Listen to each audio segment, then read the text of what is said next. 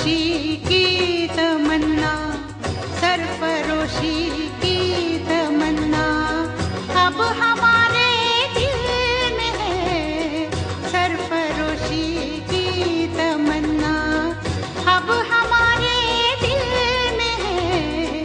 देखना है जोर कितना, देखना है जोर कितना, बाजुए कातिल में है। सरफरोशी की तमन्ना।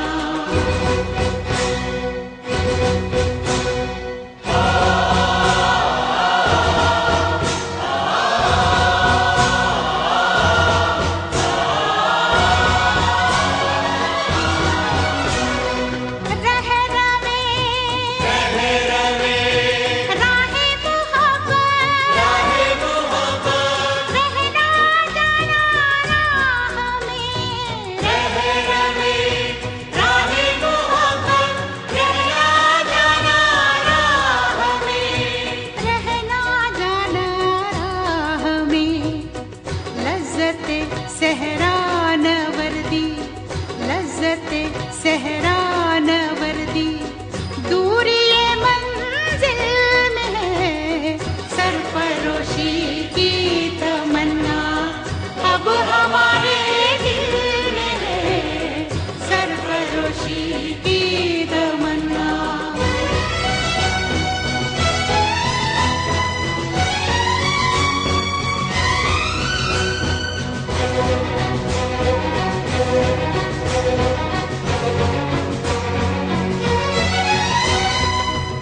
वक्त आने दे बता देंगे तुझे आसमां।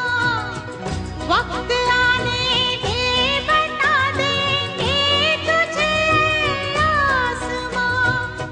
हम तुझे आसमां, हम अभी से क्या बताएं, हम अभी से क्या बताएं, क्या हमारे दिल में है। सरफरोशी की तमन्ना अब हमारे दिल में है। सरफरोशी की तमन्ना।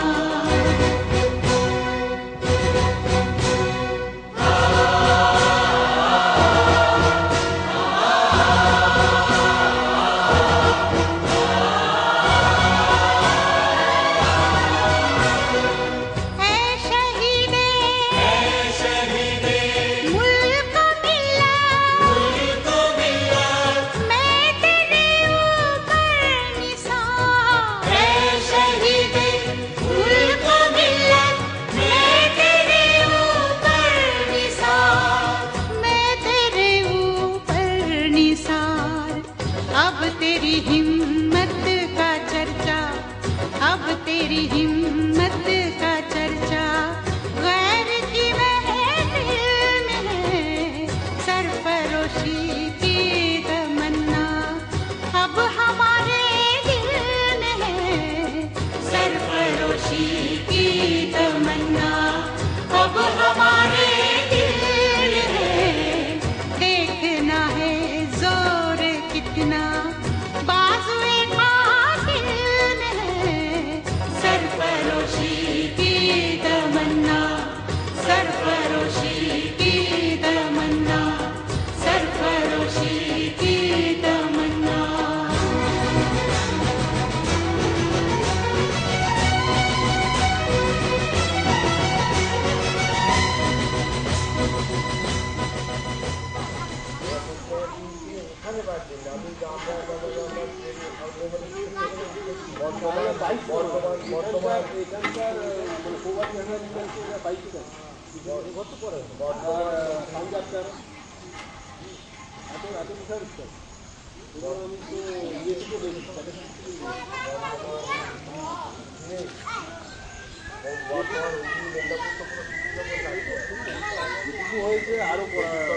আরো পড়া প্রয়োজনীয়তা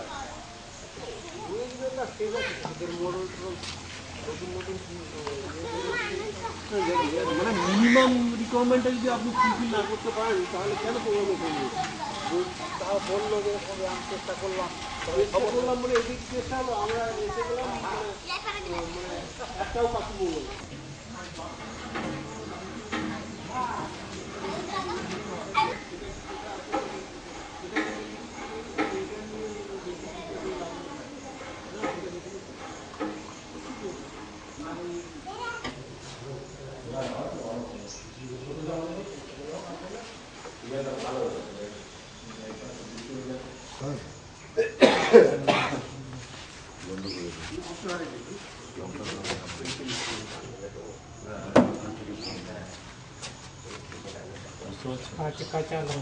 কাঁচা লঙ্কা আপনি খাবেন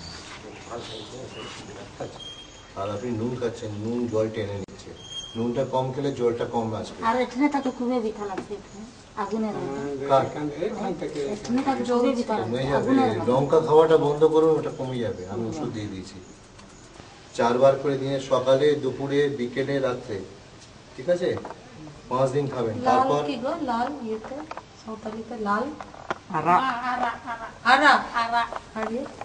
এটা সবুজ সবুজ স্টিকারটা কত কত করে খাতে হবে? কত করে? ওই যে দেখালাম, জিপা করো।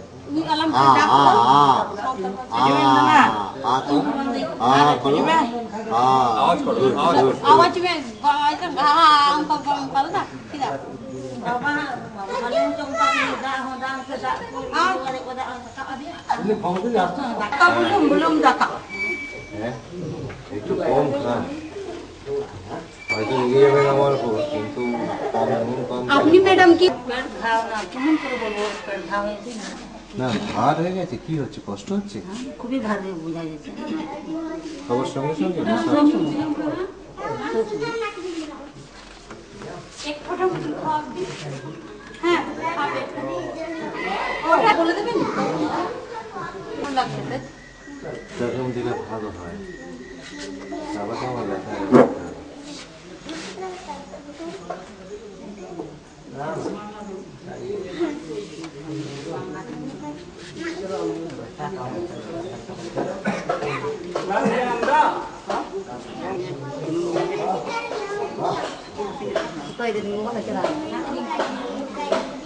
Mia libro mia telur. এটা বলে দিই না, এটা খালি পেন সবই খালি পেটে, তুমি সব যখনই ওষুধ দেবে সবাই যখনই খাবেন মানে ভরা পেটে নেই, সবসময় খালি পেটে। প্রত্যেকের জন্য একটি ইনস্ট্রাকশন। বার খাবেন হ্যাঁ 6টা করে পুরি আর দুবার বিকেলে থেকে দিকে আবার যখন হবে তখন এইভাবে খাবে। আগে তো উঠতে হবে। আপনি একটু আমাকে এটা দিন তো, এই সময় একটু এটা দিন তো। একবার ওদিকে আর মাথা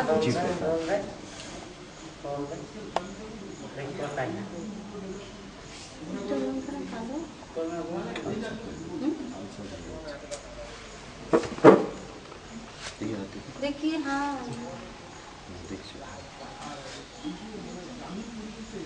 क्या रहने का नाम है अला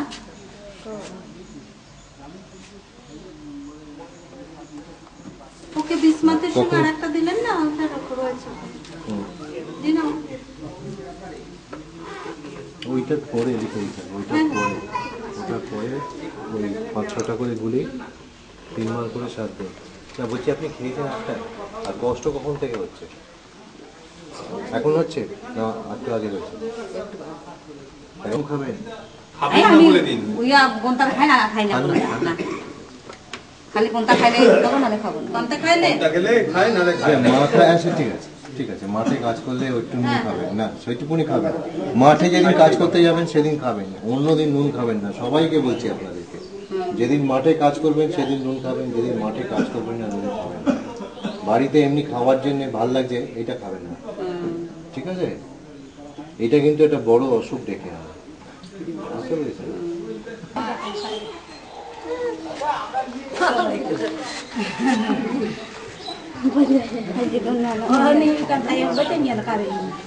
আর এর কি হয়েছে? পায়খানা এটা ভালো হচ্ছে না তো ভাত খাওয়ার রুচি নাই এটা ওদের ভাই দিয়ে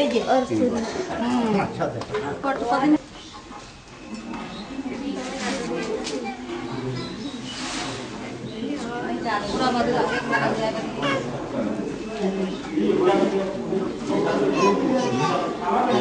নিম পাতা আছে, হ্যাঁ নিম পাতা গরম জলে ফুটিয়ে জলটা ঠান্ডা করবে, করে ভালো করে চান করাবে। হ্যাঁ করাচ্ছ তো, ওটা করতে থাকো। হাত ধরে আছে আপনার?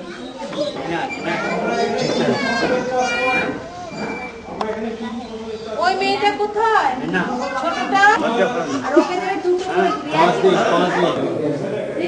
দিয়ে সেটা নিয়ে একটু করে চাষ করবো আরো বেশি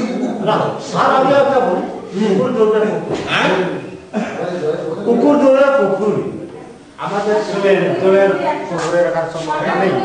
তারা চাল করার জল আমরা পাই না, তারপরে খাওয়ার জল পাই না, ফসল উৎপন্ন হবে কি না বোঝা যাবে? আপনাদের এখানে জল ড্রিঙ্কিং ওয়াটার ফেসিলিটি নেই? নাই, বর্তমান হচ্ছে এই যে চোখ বৈশাখে চাল করার সমস্যা কিছু নেই, কিছু নেই। ধরেন যে এক হাঁটু জলে কেউ চাল করে নেই। আমরা বলবেন মানে যাতে করে মাস্টার তো আমাদের যে আমরা এই সমস্ত এরিয়ায় মানে ট্রেনিং করতে গেছিলাম, এখানে ড্রিঙ্কিং মানে চাষের জল তো মানে পরের কথা, ড্রিঙ্কিং জল খাওয়ার জলও নেই, এই ফেসিলিটিস নেই। তা বৃষ্টিকালে অতিরিক্ত জলকে ধরে রাখা, এখন যদি বৃষ্টি ঠিকভাবে হয়, হ্যাঁ বৃষ্টি যদি হয় তাহলে ফসল হলো, তাহলে তো করার কিছু নেই।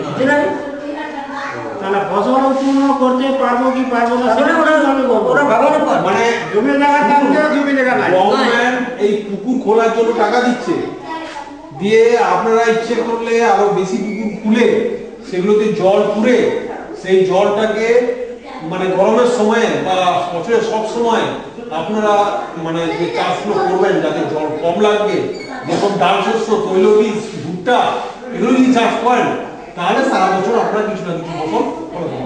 এগুলোতে জল কম লাগে, দুটো সেচ দিলে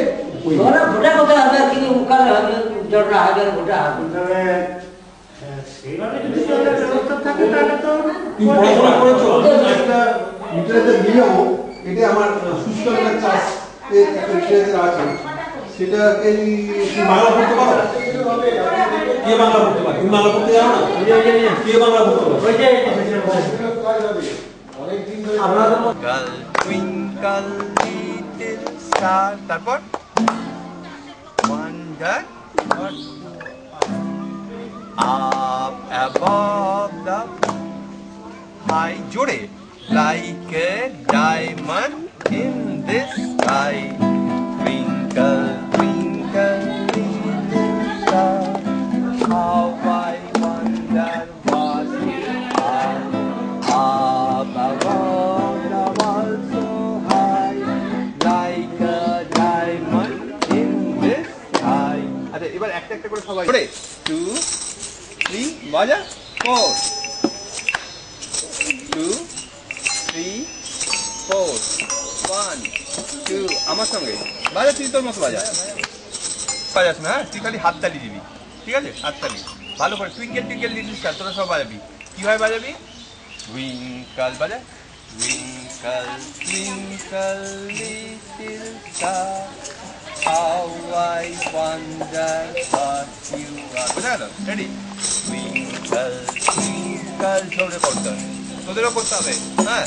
twinkle twinkle little star, how I wonder what you are, the diamond in the sky. তারপর A B C D E F G H I J K L M N O P L M N O P Q R S T U V W X Y Z X Y Z. Sugar on your plate. If you don't like it, better go to bed. Next Monday morning, come to me. I will teach you A B. A B for কি রে? A B for C. কোন গান শেখায় না? আচ্ছা তুই জানিস তো, তোদের ভাষায় কোনো গান জানিস? আচ্ছা তাহলে একটুখানি কদিন খাওয়াই দিতে পারবে। এই আচ্ছা তোদের ভাষায় বলতে হবে, কোনো হিন্দি গান জানিস?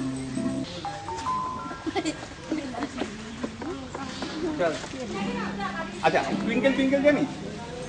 আচ্ছা আমি করি, আমার সাথে তুই কর, তারপর কি করবি? কি প্রমাণ দেখাবো? টুইঙ্কেল টুইঙ্কেল এরকম ভাবে করবি, দেখ তুই একজন উঠে হয়তো যাকে তুই করতে পারবি।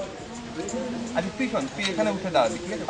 Above the world so high like a diamond in this sky. শুনেছিস তো এটা?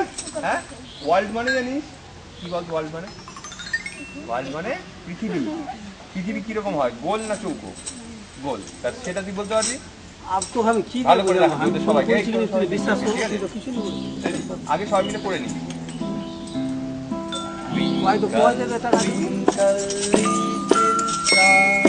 How I wonder, baja. Phone করে পাওয়া পড়ে আমার বিশ্বাস baja. Above the world so high. baja phone করলে তো সবাই ফোন বুঝবার চেষ্টা করলো আমার সামনে।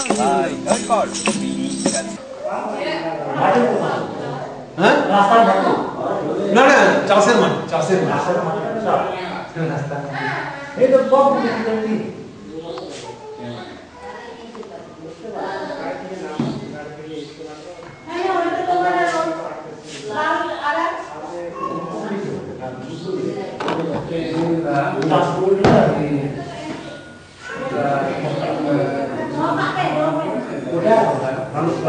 এখানকার মাটি তো অন্য মাটি, এই মাটিতে চুন দিতে হবে। চুন চুন 5 কিলো করে প্রতি ডেসিমিল, মানে 0.6 কাঠা। এক কাঠায় 10 কিলো চুন। আর 1 মাস আগে, বৃষ্টিকালে 1 মাস আগে দিয়ে দেবে, তাহলে মাটির পিএইচটা উঠে যাবে 6 হয়ে যাবে, 6.5 এর উপরে হয়ে যাবে। দিয়ে তাতে একটা জৈব সার দিয়ে ভার্মি কম্পোস্ট তৈরি করতে গেলে তোমাকে ভার্মি কম্পোস্ট তৈরি করতে হবে, জৈব সার। সেটা মানে দিতে হবে এই 15 কিলো মতো, 15 কিলো। আর এমনি সার দিলে সেটা লাগবে 30 কিলো। মানে না কাঠায় দিতে হবে 50 কিলো। না পারলে 30 কিলো দেবে, 30 কিলো দেবে, তাতেও হ্যাঁ 30 কিলো জৈব সার আর এই চুন 10 কিলো যদি দাও, তাহলে তোমার যে ফসলটা ধান হচ্ছে তো সেটা বেড়ে যাবে 100 কিলোতে 130 কিলো। কি বুঝতে পারছো? শুধু এইটুকু করবে। আর জৈব সার তৈরি করার পদ্ধতি উনি করছেন, ওনার বাড়ি থেকে দেখবেন করে করছেন, ওটা ট্রেনিংটা আমরা পরে করবো। শুধু এইটুকু করলে একটু চুন আর একটু জৈব সার করলে তোমার ফসলটা বেড়ে যাবে। এখানকার মাটির পিএইচ লাল, দেখো এই যে লাল দাগ আছে না, এটা পিএইচ সব দেওয়া আছে, তোমরা বুঝতে পারবে না। লাল মানে ফসল করবে না। তোমার মাটির পিএইচ লাল বলছে মানে তোমার পিএইচ 5.5 এর মধ্যে আছে। এখানকার পিএইচ যেটা বলছে এই 5.5 এর মধ্যে নিচে আছে, তার মানে এতে চুন দিতেই হবে। চুন দিলে এই যে রোগ পোকা গাছে হচ্ছে না, সেটাও কম হবে, ফসলটা বেশি পড়বে, গাছের খাদ্য উপাদানটা মূল দিয়ে গাছ বেশি নিতে পারবে।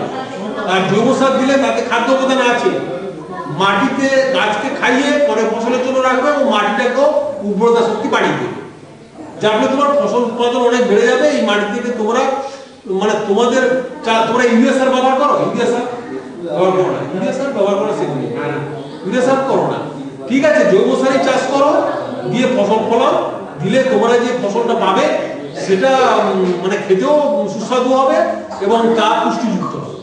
কি বুঝতে পারছো?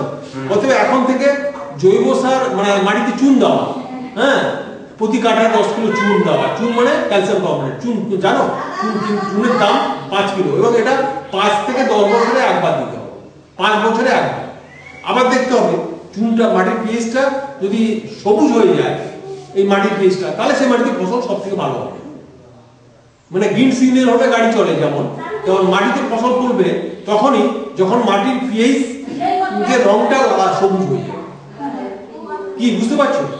মানে 6 এর উপরে হবে, 6 থেকে 6 থেকে 8 বা 6.5 থেকে 7.5 যদি হয়, তাহলে ফসল সব থেকে বেশি পড়বে। এই মাটির পিএইচটাকে একটু সয়েল ম্যানেজমেন্ট করে চেঞ্জ করিয়ে মাটির ফসলকে মানে মাটির উর্বরতা শক্তি যেমন বাড়ানো যায়, এবং তাতে খাদ্য উপাদানগুলো গাছের বহনযোগ্য অবস্থা আছে, অণুজীবাণু বাড়ে এবং তার সাথে ফসল উৎপাদন বেড়ে যায়।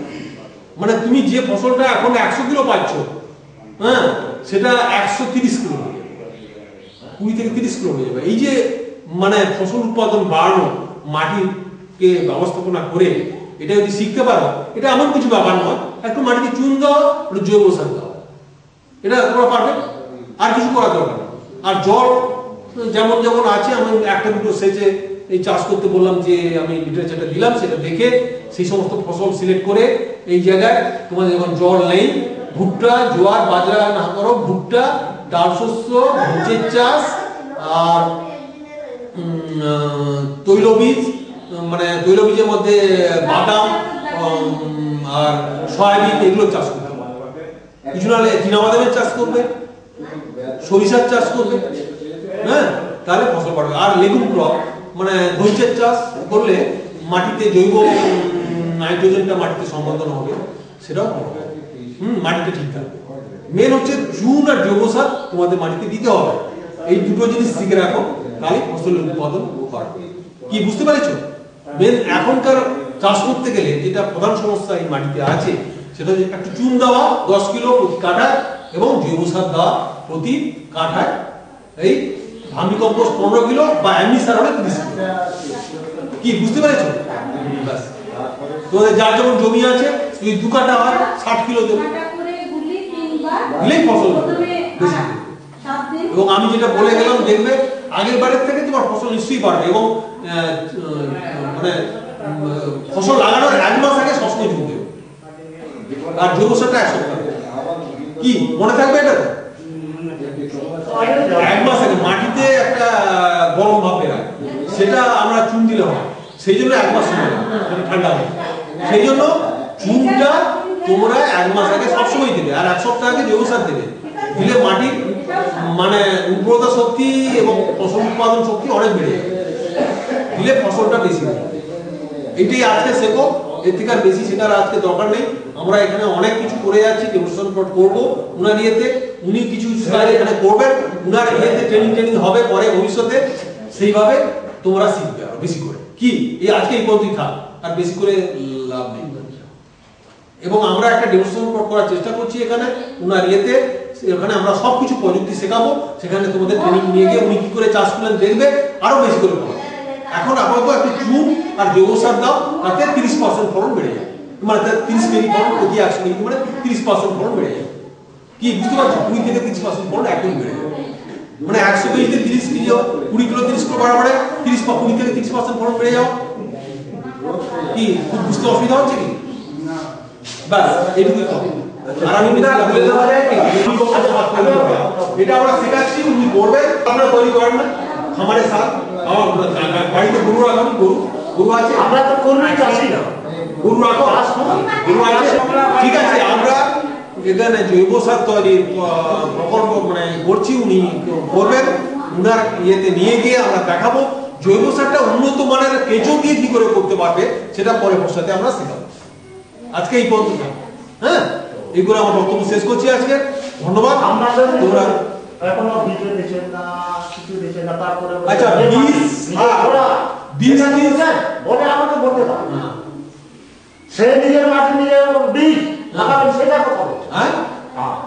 আমার কথা, আমার বীজ আমার নিজে লাগাতে হচ্ছে, আর তাহলে সরকারের কথা প্রস্তুত করা বা বীজটাকে ঠিক মতো হাইব্রিডের দেওয়া, কি কি ফসল চাষ করবে একটু বলে দেওয়া, এগুলো ব্যাপারে জানে মানে এখানকার যে ব্লক অফিসে যে সমস্ত অফিসার আছেন তারা যেন একটু সচেষ্ট হয়।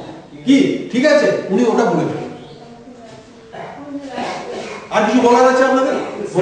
বলার মধ্যে তো এটা বললাম তো, উনি এটা দেখবেন এ ব্যাপারে কত করা যায়। সার তৈরি করে দিতে হবে, সার তৈরি করে দিতে হবে, ওটা বেশি ব্যবহার করলে রাসায়নিক সার ব্যবহারটা কমাবে, জমিগুলো নষ্ট হয়ে যাচ্ছে। রাসায়নিক সার আমরা ইউরিয়া সার ব্যবহার করি না, হ্যাঁ, অতএব সে প্রশ্ন আসছে না।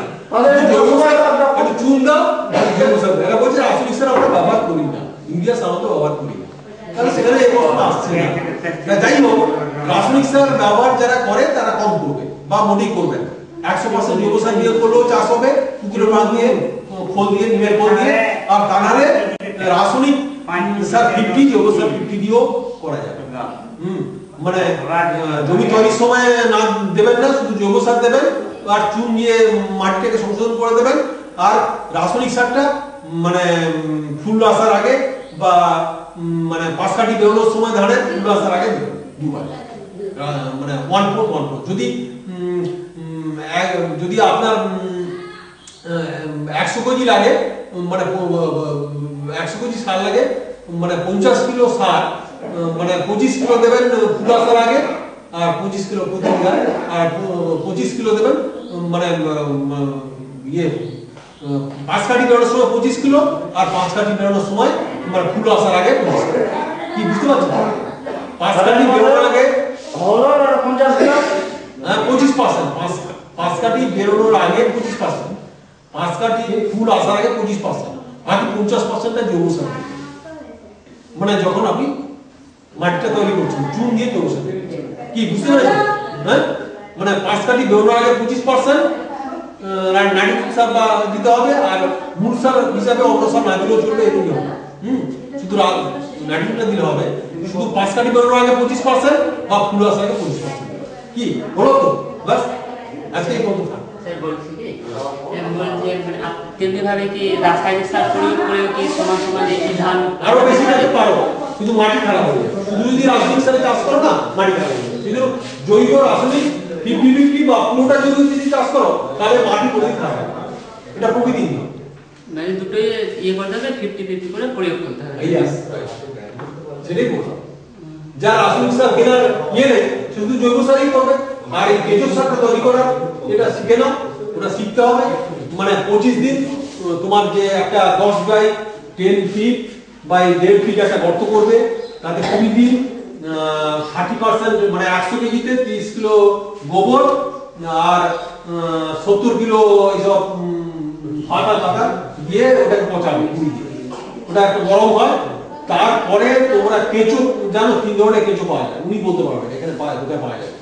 তাতে এই ধরো মানে 10 বাই 4 বাই 1.5 ফিটের গর্তে 500 কিলো মতো জিনিস ধরবে। তার মানে তাতে তোমাকে দিতে হবে এই 150 কিলো গোবর মিনিমাম, আর বাকি 350 কিলো এইসব কচুরি পাতা এগুলো দিয়ে পচাতে হবে 20 দিন। কি বুঝতে পেরেছো? দিয়ে তারপরে 20 দিনের পরে যখন গরমটা চলে যাবে আর ময়েশ্চারটা মেইনটেইন করতে হবে কত, সেটাতে মানে 70 থেকে 80 মানে জল দিতে হবে, দিয়ে মানে তাকে রাখতে হবে চকচক করে। হ্যাঁ, দিয়ে তাকে 20 দিন পচানোর পরে তাতে কেঁচো ছাড়বে 2 থেকে 3 কিলো। হ্যাঁ, ওই বেডটাতে 2 থেকে 3 কিলো। হ্যাঁ, 2 থেকে 3 কিলো। সেই কেঁচোগুলো আবার দাম আছে 500 টাকা করে। এখন কেঁচো যদি বিনা পয়সা কেউ দেয় ভালো, সেটা তোমাদের যদি কোনো ফান্ড থাকে ব্লক অফিসে সেটা বলবে। আবার বেড তৈরি করার জন্য মানে প্লাস্টিক ব্যাগও মানে ভার্মিকম্পোস্ট তৈরি করার জন্য দিচ্ছে। এটা ব্লক অফিসে দেয়।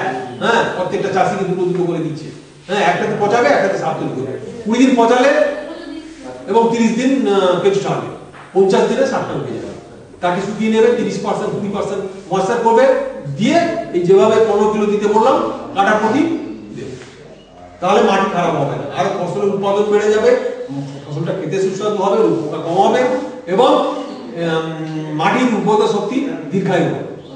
মানে তোমার বাবা চাষ করে যাচ্ছে, তারপরে রাসায়নিক সার দিয়ে কি হলো, পরে নাদিরা তাদের চাষ করতে পারবে, সেই জিনিস হবে না। হ্যাঁ, কি বুঝতে পারছো? এই জিনিসগুলোকে করো, এটা খুব বেসিক জিনিস। আমরা আরো ভালো করে শেখাবো ওনার পরে, সেগুলো শিখলে আরো ভালো হবে। চুনটাকে ধুয়ে দেওয়া যায় বাড়িতে, সংশোধন করা যায়। হ্যাঁ, ধুয়ে দেওয়া যায়। কতদিন ফেলে রাখতে হবে জমিটা? জমিটা এক সপ্তাহ, এক মাস, তারপরে চাষ করা যায়। তারপরে জৈব সার দিয়ে 1 সপ্তাহ সব কিছু এইটাই শুধু করো তো, দিলে অনেক এটাই চাষি জানে, জানতে হচ্ছে। ঠিক আছে, ঠিক আছে, এগুলোই আলোচনা করলাম আজকে। আর আমি একটা শিডিউল দিয়ে দিলাম, কম জলে কি করে চাষ করবে, কোন কোন ফসলের চাষ করবে। কি বুঝতে পারলেন? ঠিক আছে। তুমি যদি জৈব সার চাষ করো এবং সেগুলোকে যদি আবার মানে তোমরা ইন্টারপ্রেনারশিপ করো, বিক্রি করেও এখন 5 টাকা 10 টাকা প্যাকেট করে দিলে পার কিলোর দাম 5 থেকে 10 টাকা বাজারে বিক্রি করতে পারো। আমি টেস্ট করবো, এটা ঘরে ঘরে করো না। তাহলে তোমাদের চাকরির দরকার হবে না। চাষও করলে, কিছু ভার্মি কম্পোস্ট প্রোডাকশন করলে, কিছু ফুল ফল যারা চাষ করছে তাদেরকে বিক্রি করে দিলে, দিয়ে 5-10 টাকা করে, 10 টাকা করে, 5 টাকা করে, 500 নয়, 1000 টাকা দাম হয়, 5 টাকা করে 200 কিলো যদি হয়, পার কাঠায় 10 কেজি না পার কাঠায় 10 কিলো, 10 কেজি 10 কিলো পার কাঠায় 20 কাঠায় 200 কেজি, 200 কিলোর দাম 15,000 2 কুইন্টাল 1000 টাকা, 1000 টাকা, 5 টাকা কেজি হলে 1000 টাকা। কিন্তু তুমি দরকার পড়লে তুমি দুবারও দিতে পারো, এবছর দিলে অর্ধেকটা 500 টাকা, আবার পরের বছর, এবছর দিলে 100 কিলো, পরের বছর 100 কিলো, কি দুবারও দিতে পারো। অল্প হাফ করে দেবো, অল্প হাফ করে পরের বছর দেবো, পরের বছর মিস্ত্রিতে দেবো, মিস্ত্রিতে একবার দিয়ে দিলে 10 বছর চুনটা সব বছর লাগবে, ওকে একবারই দিতে হবে 10 বছর। ও মানে ওকে অনেক রোগ মাটিতে পাওয়া আছে, রোগগুলো নষ্ট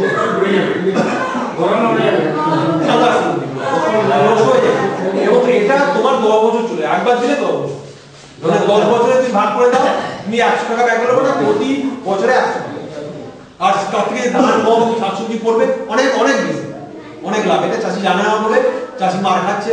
আমাদের দেশে ধান হয় মাত্র 1 টন, বিদেশে ধান হচ্ছে 10 টন, 6 থেকে 10 টন। আমরা এখনো আমাদের যা খাদ্য অবস্থা আসছে, আমরা ধরো 2050 সালে এত জনসংখ্যা বেড়ে যাবে, 2040 সালে 50 সালে, তখন দেখবে যে চালের দাম এখন 35 টাকা 30 টাকা আছে, তো এটা 150 টাকা হয়ে যাবে। হ্যাঁ, তখন বাজারেও মানে তুমি চাল এত পাবেও না, মানে এত জনসংখ্যা বেড়ে যাবে। আমাদের জনসংখ্যা এখন আছে 121 কোটি, তো ভারতবর্ষে সেটা হয়ে যাবে 107 কোটির মতো, যেটা চালের জনসংখ্যাকে ছেড়ে যাবে। আর যার ফলে মানে ডিমান্ড বেড়ে যাবে, সে অনুপাতে যদি উৎপাদন না হয়, এখনো সেই 1 টন ধান ফলাও, সে যদি 4 টন না করতে পারো, এইভাবে চাষ করে 3-4 টন এরকম করলে চলে যাবে। হ্যাঁ, তাহলে তোমাদের এই খাদ্য সমস্যার সমাধানে একটা বিশাল মানে খুব প্রয়োজনীয় জিনিস দাঁড়িয়ে যাবে। এটা খুবই দরকার আছে, এটা মানে অশনি সংকেত। এখন শাক সবজি প্রত্যেকটা জিনিসেরই দাম বেড়ে যাচ্ছে, কেন না প্রোডাকশন কম হচ্ছে, এটা একটা ফ্যাক্টর। মানে ফলন কম আছে, এটাকে 1 টন আছে, তো এটাকে 3 থেকে 4 টন নিয়ে গেলেই ডাবল হয়ে যাবে। এখন ধানের ফলন হয় ভারতবর্ষে 100 থেকে 110 মিলিয়ন টন, সেটাকে যদি তুমি মানে ডাবল করে ফেলতে পারো, 4 টন করে ফেলতে পারো, তার মানে 200-250 মিলিয়ন টন হয়ে যাবে। তার মানে কি, এই যে যদি সাপ্লাই বেশি থাকে, তখন বাজারে চালের দাম কমে যাবে। অতএব আমরা যদি ঘরে ঘরে এইরকম ধরনের প্রোডাকশন শুরু করি এইভাবে, তাহলে আমাদের দেশের খাদ্য সমস্যা আমরা নিজেরই সমস্যা সমাধান করতে পারবো। তার কৃষকের ভূমিকা হচ্ছে গিয়ে মানে সব থেকে বেশি, দেশকে খাদ্য বস্ত্র বাসস্থান দিয়ে দেশকে বাঁচিয়ে রাখবে, এই হচ্ছে কৃষক। কিন্তু সেই কৃষককে যে দেশ দেখবে না, সে দেশ কিন্তু নষ্ট হয়ে যাবে, সে দেশ খেতে পাবে। ভারতবর্ষের অবস্থা সেই জায়গায় চলে যাচ্ছে।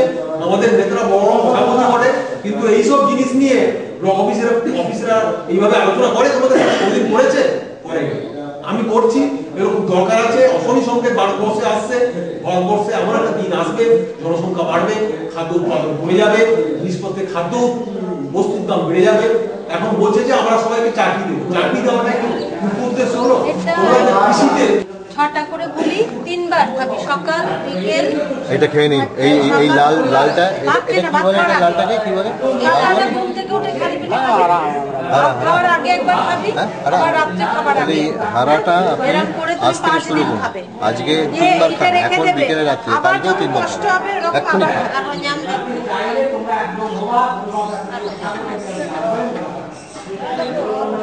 মামাই দেখো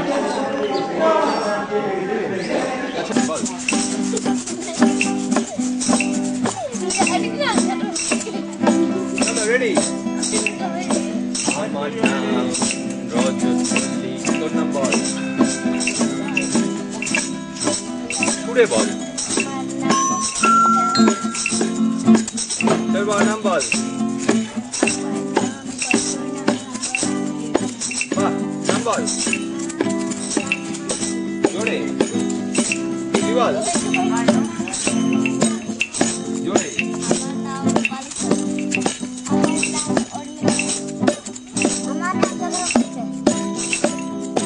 বল দে নাম বল। তুই বল, তোর কি করতে ভালো লাগে? আজ আমি বলছি কথা। আমার গিটার বাজাতে ভালো লাগে,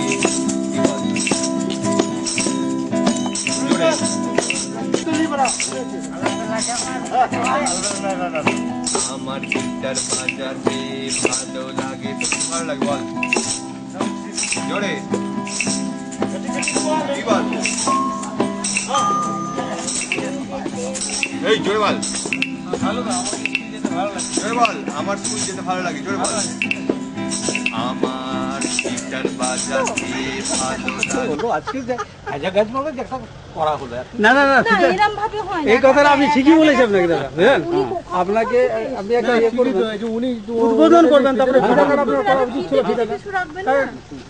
আপনি যা পারেন না, আপনি কাজ করতে পারছেন তখন আমরা চিন্তা করবো যে ঠিক আছে এখন এটা এইভাবেই নিলেন ছবিটা নিয়েছেন। আগে আপনারা করুন, দেখান কিছু প্রোগ্রেস হচ্ছে, তখন আমরা হ্যাঁ ইয়েস তখন আমরা চিন্তা করবো। আর নিখিল বাবু এখানে আসুন, স্যারের পাশে দাঁড়ান, তখন আমরা আসুন। আসেন, জামাই চলে আসো, এটা তো চলে আসো। একটা, হ্যাঁ। এই আই গাই এই আই ফটো উঠবে আই। চলে আসুন, চলে আসুন, ওখানে দাঁড়াও, ওখানে দাঁড়াও।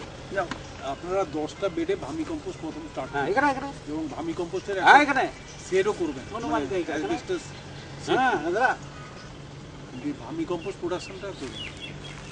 আর রাস্তাঘাটগুলোকে বলুন পঞ্চায়েত থেকে এগুলোকে ডেভেলপ করতে, যে এটা আমাদের একটা ডেমনস্ট্রেশন ইয়ে হচ্ছে, ফার্ম হচ্ছে মডেল ফার্মের ইয়েতে কনসেপ্টে। আচ্ছা এটা রাস্তাঘাটগুলোকে ও ইয়ে করা হোক, আমাদের ভিজিটার্সরা আসবে এই জন্য অসুবিধা হচ্ছে, এই রাস্তাঘাটগুলোও ঠিকমতো করা হচ্ছে। আইআইটি এবং বিষ্ণুপুর পল্লীমঙ্গল সমিতির কোঅর্ডিনেশনে এই প্রোগ্রামটা হবে। হ্যাঁ, আইআইটি গ্রিনওয়াল ইউনিভার্সিটি ওয়েলফেয়ার সেন্টার 10টা ভিলেজকে আমরা এখানে ডেভেলপ করবো কৃষির উন্নত প্রযুক্তি, তাতে ইন্টারপ্রেনারশিপ ডেভেলপমেন্টও করা হবে। অতএব এগুলো আপনি এগুলো ঠিকমতো পঞ্চায়েত সমিতিকে লাগিয়ে কাজে লাগান। তা নাহলে একটুকু কমিউনিকেশন ঠিকমতো না থাকলে লোকে আসবে কী করে বলুন এখানে? হ্যাঁ, কমিউনিকেশন না থাকবে, কমিউনিকেশন না থাকলে তো হবে না। আপনার বাড়িতে এখানে ট্রেনিং করা হবে, ট্রেনিং দেওয়া হবে, রিয়েল বাড়ি আপনার তাদের হ্যাঁ, মিনিট। দেখানো হবে। উনি কথা বলছেন সাইড ডকুমেন্ট। মানে এগুলো তো দরকার আছে, এর মানে কমিউনিকেশনটা ডেভেলপমেন্টের দরকার আছে, খুব দরকার। হ্যাঁ, একটু এদিকটা যাতে করে আমরা ফার্মারদের ট্রেনিং দেবো, আপনি এখানে উন্নত প্রযুক্তি শিখে এগুলো করেছেন, ডেভেলপ করেছেন, vermi composting, agro forestry, organic farming, agriculture, horticulture এগুলো করেছেন, বা অ্যাকোয়াকালচার, আসুন। চলে আসুন, চলে আসুন। অ্যাকোয়াকালচার, ওয়াটারশেড আরে বাবা আসো, তোমরা চলে আসো। সয়েল ম্যানেজমেন্ট এগুলো করেছেন, এগুলো আমরা ফার্মার্সকে ট্রেনিং দেবো। অতএব আমাদের এখানে কমিউনিকেশন, রাস্তাঘাট একটা চিঠি দিয়ে জানাবো। হ্যাঁ, খেয়ে কি হাসিলে হবে? প্রপোজ প্রোগ্রাম of demonstration চলে আসুন, চলে আসুন, সামনে আসেন, এখানে। কাছাকাছি আসুন, নিতে পারছি না। demonstration farm for model আর একটু village সরুন। development in this area about 10 one model village with 9 cluster villages. কি it is a 3 years project. কি বলবেন তো এইভাবে?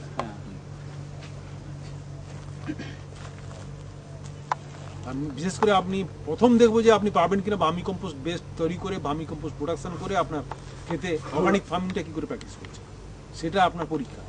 সেটা যদি আপনি সাকসেস পেয়ে যান, তখন আমরা আরও এনকারেজ করে অন্যান্য প্রযুক্তিও কাজে লাগাবো। ইয়েস, হয়ে গেছে তাহলে? ঠিক আছে, চলো চলো চো ওইটা আমরা আগে দেখবো। এদিকে তাকাও। জৈব সার তৈরি, এটা একটা ওয়ার্ল্ড ওয়াইড এর চর্চা চলছে। ভার্মি কম্পোস্ট কোথায় ইরান থেকে আমার কাছে ইমেল আসছে।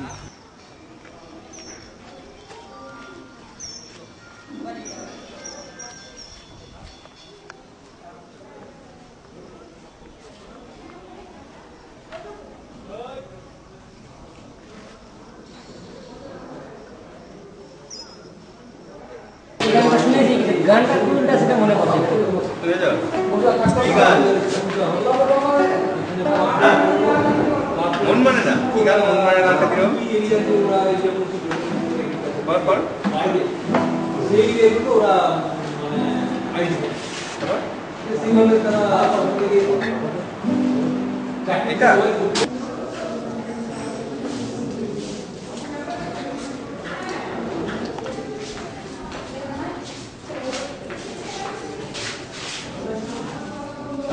ভাষার নাম প্রস্তাব করছি আমি এই সমর্থন করছি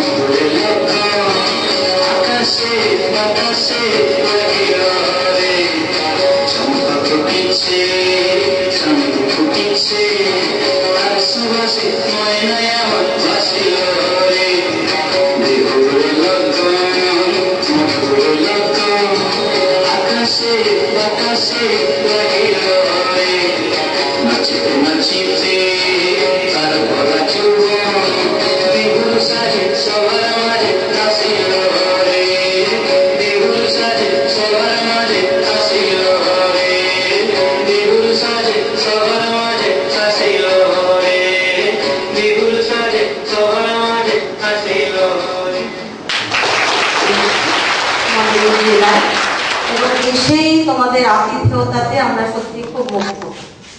তোমরা হোস্টেলে যারা থাকো ছোট ছোট মেয়েরা ছেলেরা এত ভালো করে আমাদের জন্য নাচ গান ইত্যাদির আয়োজন, সত্যি আমরা খুব মানে অভিভূত। যাই হোক, আমাদের আশা তোমাদের কাছে যে কারণে, সেটা হচ্ছে যে বিশ্ব প্রযুক্তি দিবস উপলক্ষে আমরা এখানে এসেছি। তোমরা তো স্কুলে পড়ছো, তো তোমাদের এই স্কুলের এই দিনগুলো থেকে একটু একটু করে জানানো, যেমন কৃষি প্রযুক্তি বা স্বাস্থ্যের কিছু বিষয়, যেমন হোমিওপ্যাথি, তোমরা অনেকে ওষুধ খাও দেখাও, সেই বিষয়ে একটু জানা।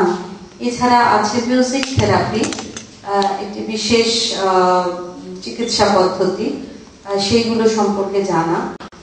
আমাদের হাতে খুব কম সময়, তার মধ্যে তোমাদের মতো করে জানাবেন এখানে এই বিষয়ে যারা বিশেষজ্ঞ আছেন এখানে এসেছেন।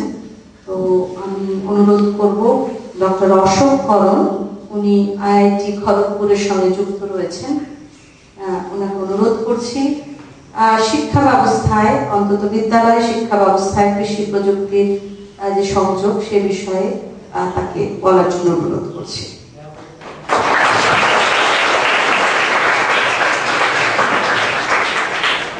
ধন্যবাদ মানে মাননীয় প্রিন্সিপাল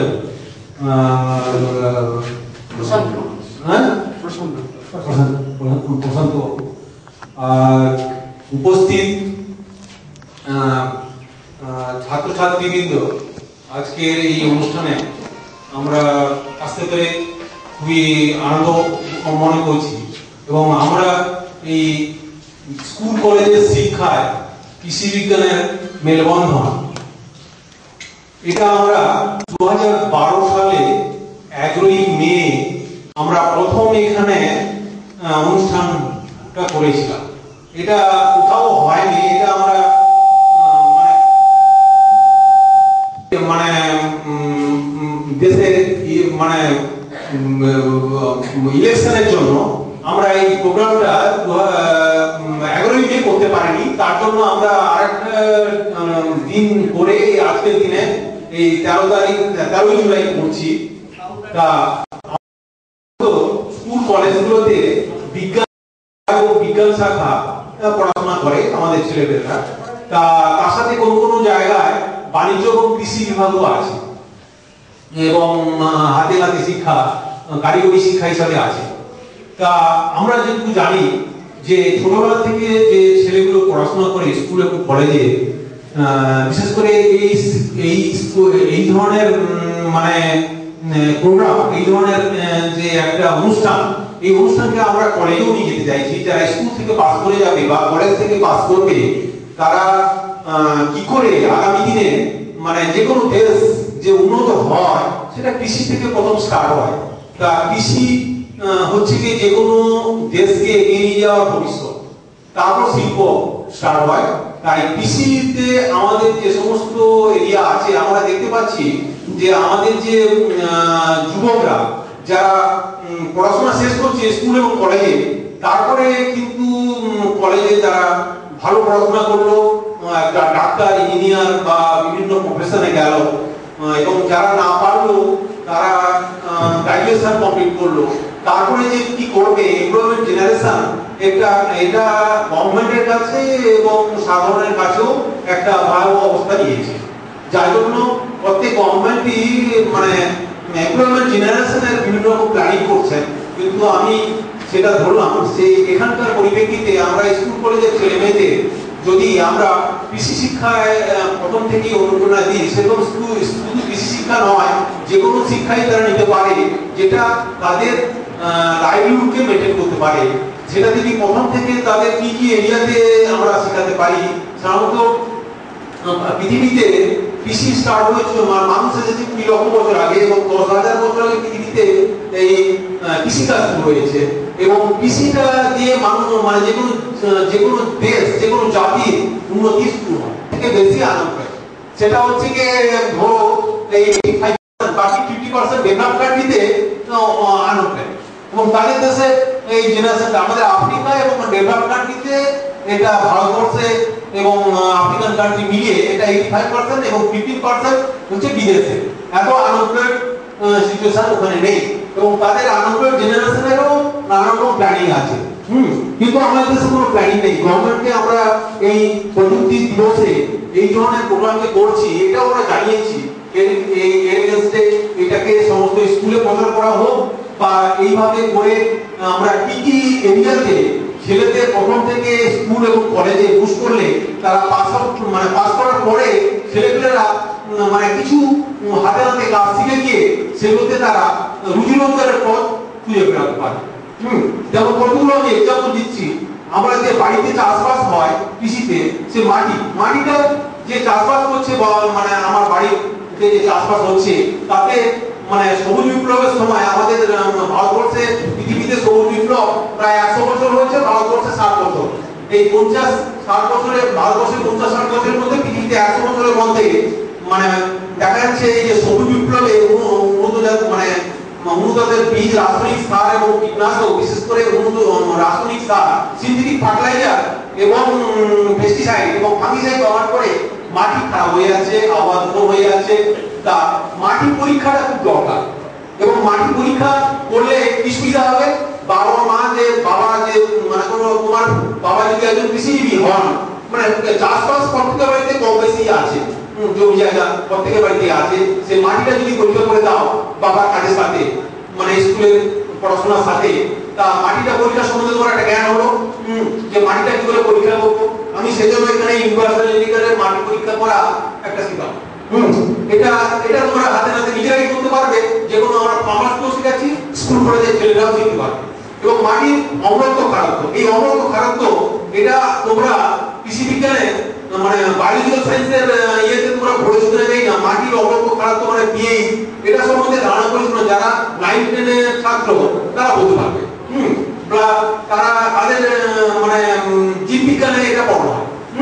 তা মাটিটা কি করে পরীক্ষা করবে, মাটির অবলম্ব খারাপ কত, এটা যদি তুমি বাবাকে বলে দিতে পারো, তারপর মাটিতে অম্ল মাটিতে কি করে চুন দেওয়া, আর কি চুন দেওয়া হয়, খার মাটিতে জৈব সার দেওয়া, বা লোনা মাটিতে মানে সবুজ সারের চাষ করা, এগুলো যদি আপনি বলে দিতে পারো, তাহলে মাটির উর্বরতা এবং উৎপাদন ক্ষমতা বেড়ে যাবে। এবং সব থেকে ইয়ে কি, আমরা যে সারটা ব্যবহার করছি যে ইউরিয়া সার, তাতে মাটির পিএইচ নেমে যাচ্ছে। সেই মাটির পিএইচটা ঠিক আছে কিনা সেটা দেখে চুন দাও, তাহলে মাটিটা শক্ত হয়ে যাবে, মাটি থেকে মানে আরো বেশি ফসল হবে। মানে এটা পারিবারিক দিক থেকেও যেমন উপকার হলো, নিজের একটা শিক্ষা হলো, এবং এটাকে আমি ইন্টারপ্রেনারশিপ ঠিক বলছি না, এই শিক্ষাটা আমার বাড়ির মানে ফার্মিং এ, আমার বাড়ির কৃষি ব্যবস্থায় এটাকে সহায়তা করবে। তারপরে আমি কি করতে পারি, এই জৈব সারের ব্যবহার, আমরা যে রাসায়নিক সারটা ব্যবহার করছি সেটা ইউরিয়া সার, তাতে 46% নাইট্রোজেন আছে, মাটিটা খারাপ হয়ে যাচ্ছে। তোমরা এগুলো সার কিভাবে ব্যবহার হয় সেটা তোমাদের জীববিজ্ঞানের এতে আছে কিনা জানি না, তবে বড় ক্লাসে হতে পারতে পারে। সাধারণত ইউরিয়া, নাইট্রোজেন সার, সুপার ফসফেট, ফসফরাস সার এবং মিউরেট অফ পটাশ সার হিসেবে ব্যবহার হয়। তা ইউরিয়া সার ব্যবহার করলে কি হচ্ছে, মাটির অম্লতা বেড়ে যাচ্ছে। মাটির অম্লতা যদি বেড়ে যায় তাহলে কি হবে, তাহলে মাটিতে যে অণুজীবাণু এবং কেঁচো আছে সেটা 6 পিএইচ এর নিচে পড়ে যাবে। মাটির পিএইচ যদি মাটির অম্লতা খারাপ, 6 থেকে 8 পিএইচ হলে ফসল সব থেকে ভালো হবে, অণুজীবাণু সেই মাটিতে সব থেকে বেশি থাকবে। এবং জানতে পারো যে বাবাকে বলতে পারো তার চাষবাসে, তাহলে একটা বিশাল উপকার হবে। তাহলে বাবাকে বললে যে এই মাটির পিএইচটা 6 এর নিচে আছে, বাবা তুমি এটা 5 কিলো চুন দাও, 10 কিলো চুন প্রতি কাঠে দাও, তাহলে আর ফসল বেড়ে যাবে। 1 মাস আগে ফসলে দেবে। এবং তার যদি পুস্তিকা, আমরা এগুলো লিটারেচারও দেওয়ার চেষ্টা করবো, এবারে আনতে পারি আমাদের কাছে এই ধরনের মানে যে প্রোগ্রামে কিছু লিটারেচার, কিছু রিপ্লেসমেন্ট দেওয়ার জন্য এটা এডুকেশন ডিপার্টমেন্ট গভর্নমেন্ট অবশ্যই জানিয়েছি এডুকেশন মিনিস্টারকে। তারা যে স্কুল কলেজে এটা বলছে না, ইমিডিয়েটলি কন্টিজেন্সি থেকে ব্যবহার করতে বলছেন, দিয়ে ছাত্রদের জন্য এই ধরনের ফোন করতে বলছেন। যাই হোক, আমরা এটা পারমিশন এখন পাইনি, তবে স্কুলে এগুলো আমরা জানিয়েছি। তা আমাদের এই মাধ্যমে বা আমাদের মাধ্যমে আমরা জানিয়েছি, এবং তারা এগুলোকে টেক আপ করছেন। হয়তো এখনো সেটা বাস্তবে রূপ নেয়নি, হয়তো আইনগতভাবে নেয়নি, হয়তো নিতে পারে। যাই হোক, না করলেও আমরা এরকম করতে পারি। তা একটু মাটিতে চুন দেওয়া, একটু জৈব সার দেওয়া। জৈব সার কি উপকার করে মাটির? জৈব সার মাটির ভৌতিক, রাসায়নিক এবং জৈবিক গুণকে উন্নত করে। এই যে অণুজীবাণু, আমি যে ইউরিয়া সার দিয়ে মাটিটা খারাপ হয়ে যাচ্ছে, মাটি হচ্ছে মা, মাটি আমাদের যোগাচ্ছে খাদ্য, বস্ত্র এবং বাসস্থান। এই মাটি যদি নষ্ট হয়ে যায় তাহলে আমরা এর থেকে বঞ্চিত হব। হ্যাঁ, এই যে খাদ্য, বস্ত্র, বাসস্থান, যে কৃষক আমরা ভূমিষ্ঠ হই মাটিতে, এবং মাটিতে কৃষিকাজ করেই একটা দেশ উন্নত হয়, শিল্প বিপ্লব এবং তারপরে অন্যান্য সোশ্যাল, ইকোনমিক, পলিটিক্যাল এবং কালচারাল রিভলিউশনে যায়। তা যাই হোক, আমি প্রথম কৃষিটা যদি আমি ধরি, তা এই মাটি যে খারাপ হয়ে যাচ্ছে তাকে যদি আমি জৈব সার দিই, তাহলে তাতে কি হবে, তার জৈব, রাসায়নিক এবং ভৌতিক অবস্থা উন্নতি হবে। মাটি জল ধারণ ক্ষমতা বাড়বে, এবং মাটিতে জৈব সার থাকলে তার মাটির অম্লত্ব মাত্রাটা ঠিক থাকবে। অণুজীবাণু যদি 6 পিএইচ এর উপরে আমরা আনতে পারি, তাহলে মাটিতে অণুজীবাণু বেশি থাকবে, কেঁচো বেশি থাকবে, মাটির উর্বরতা শক্তি বাড়বে এবং ফসলের ফলন বেশি বাড়বে। মানে এগুলো তোমরা জীববিজ্ঞানের এতে পড়েছো অলরেডি। তা এই জৈব সারটা কি করে তৈরি করা যায়? এটা সিম্পল প্রসেস। মানে প্রকৃতি এমন একটা জিনিস, প্রকৃতি হচ্ছে ভগবান। হ্যাঁ, এবং প্রকৃতি এমন ভাবে সব সৃষ্টি করে রেখেছে, মানে এগুলো নেচার ইজ দি গড। এটা তোমরা পরপর যখন পড়াশোনা করবে আর এর সম্বন্ধে কনসেপ্ট ডেভেলপ হবে, তখন বুঝতে পারবে যে হ্যাঁ, প্রকৃতি আমরা যা পড়াশোনা করছি, কিন্তু প্রকৃতিতে সমস্ত কিছু যেন সাজানো জিনিস, মানে আমরা যেন তাদের প্রকৃতির কাছে নিমিত্ত মাত্র। মানে যত তোমরা বেশি স্টাডি করবে তখন এই সম্বন্ধে জ্ঞান হবে যে প্রকৃতি সবকিছু করে রেখেছে। আমি যদি প্রকৃতিকে আমার মতো করে চলতে দিই তাহলে হবে না। মানে আমি যদি আমার মতো করে সাজাতে চাই, যেরকম আমরা এই যে হ্যাবার্স এন্ড বুশ 1913 সালে এই ইউরিয়া সার আবিষ্কার করেছিলেন। প্রত্যেকে এই যে লাইটনিং অ্যারেস্টিং হয়, এই যে মানে অণুজীবাণু মাটিতে নাইট্রোজেন মিক্স করে লেগুন করে, এটা তোমরা জানো, মানে সিম্বিগত উদ্ভিদ। মানে রাইজোবিয়া ব্যাকটেরিয়া দিয়ে নাইট্রোজেনের এনজাইম দিয়ে মাটিতে বায়ুমণ্ডলে যে 80% নাইট্রোজেন আছে সেটা মাটিতে মিক্স করে। তা সেটা আবিষ্কার সেটা থেকে মানে আমাদের পৃথিবীর বৈজ্ঞানিক হ্যাভারসন বুশ 2009 সালে এই লাইটনিং অ্যারেস্টে যেভাবে 5 থেকে 10 কিলো নাইট্রোজেন মাটিতে মিক্স হয় তখন তোমার বিদ্যুৎ চমকায়, মানে এই হয় সেটাকে তিনি নকল করে সেটাকে তিনি জাস্ট তার মধ্যেই করে এই হ্যাভারসন বুশ প্রসেসে নাইট্রোজেন ফিক্সেশন আর্টিফিশিয়াল তিনি করেছিলেন 1909 সালে। 1913 সালে বোর্ড একজন আরেকজন সায়েন্টিস্ট একজন অন্যান্য জায়গায় ইন্টারকনেকশন ডেভেলপমেন্ট করে কি করে তারা লাইভলিহুড মেনটেন করতে পারে। তার মধ্যে ভার্মি কম্পোস্ট ইমিডিয়েটলি 5 থেকে 10 টাকা বাজারে বিক্রি হয়। সেটা যদি তুমি নিজে করো, তোমার যে কৃষি ব্যবস্থা নিজের বাড়িতে আছে তাতে জৈব সার ব্যবহার করে মাটিটাকে ঠিক রাখবে, মাটির গুণতা এবং উৎপাদন ক্ষমতা বাড়বে। এবং ভার্মি কম্পোস্ট যদি তুমি বাড়িতে তৈরি করতে পারো তাহলে তার নানা রকম প্রক্রিয়া আছে সেটা তোমাকে শিখতে হবে মানে ইয়েতে। আর তাহলে কি হবে, তোমার মাটির উর্বরতা শক্তিটা অক্ষুণ্ণ থাকবে এবং মাটিতে ফলন বেশি হবে এবং আবহাওয়া দূষণও হবে না। যে আমরা ইউরিয়া সারটা ব্যবহার করছি এটা গ্রাউন্ড ওয়াটারে জলের সাথে মিশে নাইট্রোজেন ইউজ করে আমাদের যে ক্যান্সার আমাদের যে বেড়ে গেছে আমাদের ভারতবর্ষে তথা পৃথিবীতে, আমাদের ভারতবর্ষে প্রতি বছর 10 লক্ষ লোক ক্যান্সারে অ্যাফেক্টেড হচ্ছে এখন এবং তাতে মানে 6 লক্ষ লোক মারা যাচ্ছে। তা এই যে ভয়াবহ রোগটা আসছে এটা পেস্টিসাইড, ফাঙ্গিসাইড এবং ইউরিয়া সার যে নাইট্রেট যেটা সাধারণত গাছ 30 থেকে 50 বার নিতে পারে, 30 থেকে জলদানো জমিতে এবং 50টা হচ্ছে কি অ্যানিমিক ডালা জমিতে নিতে পারে। বাকি 50 থেকে 70% ইউরিয়া নষ্ট হয়ে যায়, দিয়ে মানে আবহাওয়া মণ্ডলে ওজোন লেয়ারকে নষ্ট করে, দিয়ে আল্ট্রাভায়োলেট রে আসছে, তার থেকেও ক্যান্সার হচ্ছে। তাই ইউরিয়া সারের ব্যবহারটাকে কমিয়ে আর যেটা নাইট্রেট বলছি নাইট্রোসেনিক্স, যেটা নাইট্রেট যদি আমাদের যেটা ভূগর্ভস্থ জল যেটা তুলছি তাতে যদি 50 মিলিগ্রাম বেশি থাকে তাতেও ক্যান্সার হবে। অতএব এগুলো যদি আমরা এগুলো থেকে অব্যাহতি পেতে চাই তাহলে জৈব সারে আমরা যদি তৈরি করতে শিখি সেটা আমার বাড়ির জমিতে মানে আমার বাড়িতে যে চাষবাস হচ্ছে তাতে যদি আমরা দিই সেটা আমাদের ফসল উৎপাদনকে সাহায্য করবে, আবহাওয়া মণ্ডলকে দূষিত করবে না।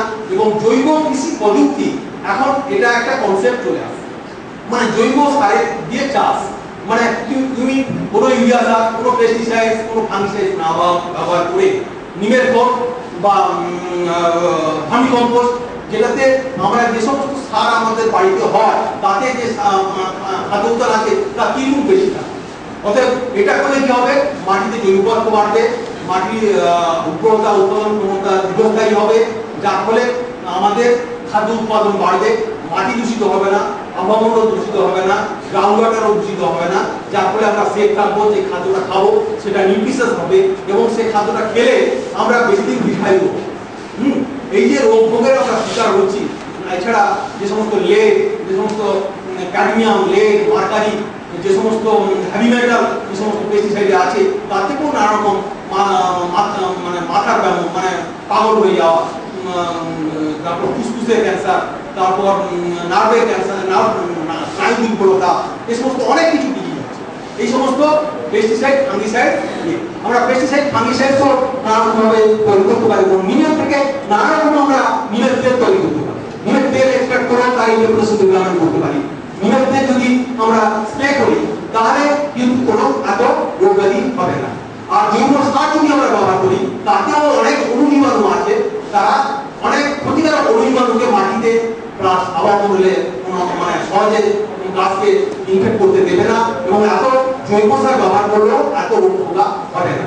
তাহলে কত উপকার আছে। তাহলে জৈব সার যদি আমরা করি এটা কি করে আমরা তৈরি করতে পারবো, আমরা বাড়িতে যদি 10 বাই 4 ফিট বাই 1.5 ফিট একটা বর্জ্য করি তাতে একটা প্লাস্টিক বেড দিয়ে দিতে পারি বা প্লাস্টিকের ইয়ে যদি আনতে পারো বাড়িতে, বা এখানে স্কুলে আমরা এটা ডেমনস্ট্রেশন দেওয়া শুরু করবো। আপনার সঙ্গে কথা হয়েছে যে একটা ডেমনস্ট্রেশন প্লট যদি এগ্রিকালচার ফ্যাকাল্টি এখানে আসে এখানে একটা ডেমনস্ট্রেশন প্লট করবো, তাতে soil testing, vermi composting, organic farming, agree horticulture concept এবং প্রিসিশন ফার্মিং, এই সমস্ত এগ্রিকালচার অ্যাগ্রো টেকনোলজি, তার থেকে inclusive development plus environmental pollution কমানো, সমস্ত কিছু ব্যাপারে ছেলেমেয়েরা শিক্ষা নেবে, মডেল তৈরি করবে এবং ভবিষ্যৎ জীবনে সেটাকে তারা তাদের ডাক্তার ইঞ্জিনিয়ার নায়িকা হতে পারবে, একজন যদি ব্যবসায়ী হতে পারে সে অনেক ডাক্তার ইঞ্জিনিয়ার থেকেও বেশি টাকা রোজগার করতে পারে। সে কিভাবে রোজগার করতে পারে? তুমি শুধু ভার্মি কম্পোস্ট এইভাবে 20 দিন পচিয়ে, মানে জৈব পদার্থ এবং গোবর, মানে 30% গোবর এবং 70% ওয়েস্ট দিয়ে করা যায় 500 কেজিতে, মানে যাই হোক এইভাবে বলছি। এটা তোমরা সরকারকে আমি বলছি, এটা 20 দিন পচাতে হবে, 30 দিন সারটা তৈরি হবে। কেঁচো তাদের 2-3 কিলো লাগবে, কেঁচো খেয়ে এই সারটাকে তৈরি করে দেবে, তাতে 70% মশলা রাখতে হয়। যাকে এটা করলে তুমি যে সারটা তৈরি করবে সেটা বিক্রি করে সেটাকে শুকিয়ে নিতে হয় 30%, 20% মতো তার মশলা রাখতে, এবং প্যাকেট যদি 1 কিলো করে করো, তার প্যাকেট যদি 1 কিলো করে করো সেটা 5 থেকে 10 টাকা। বর্তমান ভার্মি কম্পোস্ট যেটা উন্নত মানের জৈব সার তৈরি করছে চাষিরা আমাদের বিভিন্ন জায়গায়, এটা পৃথিবীতে এই যে ভার্মি কম্পোস্ট প্রোডাকশন এটা গড়গড়ে করে গেছে। মানে ইউরিয়া সারের ব্যবহারটা হবে 50 দিন করে, আর কত উৎপাদন হবে? আচ্ছা ঠিক আছে, তাহলে তাতে কত উৎপাদন হবে? তোমার 10 টন। 5 টনের দাম হচ্ছে গিয়ে তোমার 25,000 টাকা। তোমার 25,000 টাকা লাভ করতে পারে, মানে 25,000 টাকা লাভ করবে তো, তার থেকে 25,000 টাকার মধ্যে লাভ।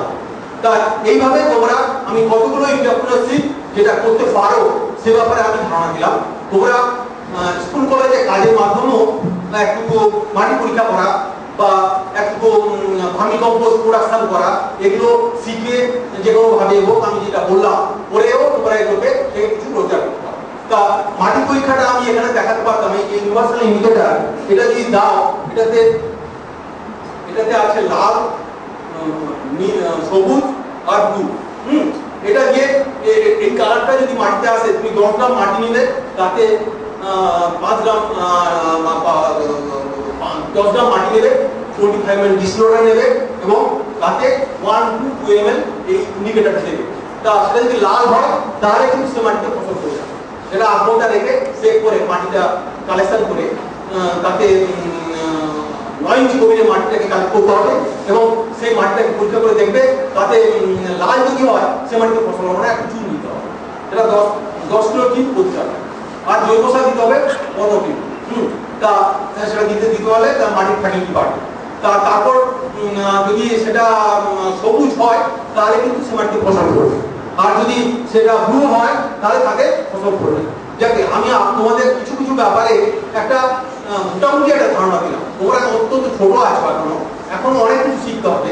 তোমাদের একটা আইডিয়া দিলাম, তোমাদের যদি শিক্ষা ব্যবস্থায় এরকম ধরনের ইনফর্ম মানে কোনো স্কুলে যেটা শিক্ষা হচ্ছে তার শিক্ষার সাথে তাল মিলিয়ে আর অন্যান্য শিক্ষা কি করলে যে তোমরা ব্যবহারের দিকে ওটাকে কাজে লাগাতে পারবে, সেরকম ধরনের যদি একটা মনস্থির করতে পারো তাহলে ভবিষ্যৎ জীবনে তুমি তোমার লাইভলিহুড মেনটেনটাও ভালো মতো করতে পারো।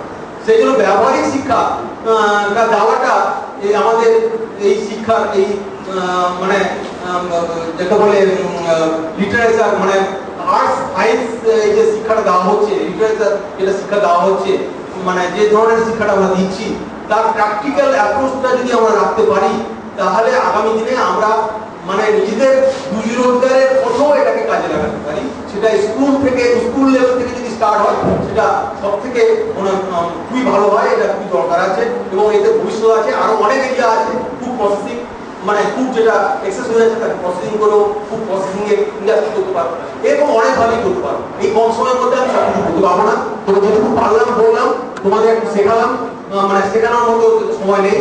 এটা থেকে তোমরা একটা জ্ঞান করে আমরা এটা কোনো ব্যাপারে লিটারেচার দেবো, কি কি লিটারেচার দিলে তোমরা কোন কোন এরিয়াতে এই যে শিখে ভবিষ্যৎ জীবনে করতে পারবে, বা তোমরা স্কুল কলেজে যে সমস্ত প্রদর্শনী হয় তাতে মডেল তৈরি, সেই মডেল আমাদের লোকে রেখে দেবে যে তোমাদের অভিজ্ঞতা বাড়বে। এই ধরনের মডেলগুলো করবে, মাটি পরীক্ষা একটা মডেল, ভার্মি কম্পোস্টিং একটা মডেল, যে প্রদর্শনী হয় তাতে তোমাদের নিজেদের অভিজ্ঞতা বাড়বে। ফুড প্রসেসিং এর একটা মডেল লাগবে। এগুলো সমস্ত কারিগরি শিক্ষা, এগ্রিকালচার শিক্ষারই মানে একটা অঙ্গ হিসাবে। তবে আমি আজকে যে এই অনুষ্ঠানটা করলাম, আমরা করেছি গতবারে, এটা সেকেন্ড টাইম কি থার্ড টাইম হচ্ছে, এটা বিভিন্ন জায়গায় আমরা করছি, এটা এখানে সেকেন্ড টাইম। খুবই আনন্দের কথা, তোমরা এতক্ষণ মন দিয়ে শুনলে, এতজন যে মন দিয়ে শুনলে, এই জন্য আমি সবাইকে অশেষ ধন্যবাদ জানাচ্ছি। তোমরা যে প্রদর্শনীটা করবে সেখানে এই মডেলগুলোকে প্র্যাকটিস করার চেষ্টা করবে। তাহলে তোমাদের একটা শিক্ষা হবে। এখন আপাতত প্রদর্শনী যে মানে সায়েন্স প্রদর্শনী মানে বিজ্ঞান প্রদর্শনী যেটাতে হবে, তাতে আমি বলবো আগামীবারে আমি হেডমাস্টার মশাইকে বলে যাচ্ছি, প্রিন্সিপাল মশাইকে বলে যাচ্ছি যে তিনি যেন মানে এই সমস্ত প্রদর্শনীগুলো ছেলেদের মধ্যে করানোর চেষ্টা করেন, তাতে করে তাদের প্র্যাকটিক্যাল জ্ঞান হয়ে যাবে, ভবিষ্যৎ জীবনে তারা এটাকে কাজে লাগাবে। যেমন সয়েল টেস্টিং, আমি কম্পোস্টিং, ফুড প্রসেসিং, এগুলোর উপর কোনো মডেল ছেলেদের শিখিয়ে প্রদর্শনীতে তোমরা ডিসপ্লে করবে, সেটা খুব ভালো। এই ধন্যবাদ, এগুলো আমার বক্তব্য শেষ করছি, বেশি কিছু বলার নেই। তোমরা ভালো থাকো, তোমরা আগামী দিনে আরো বড় হবে, সেটা আমরা সবসময় চাই। ধন্যবাদ।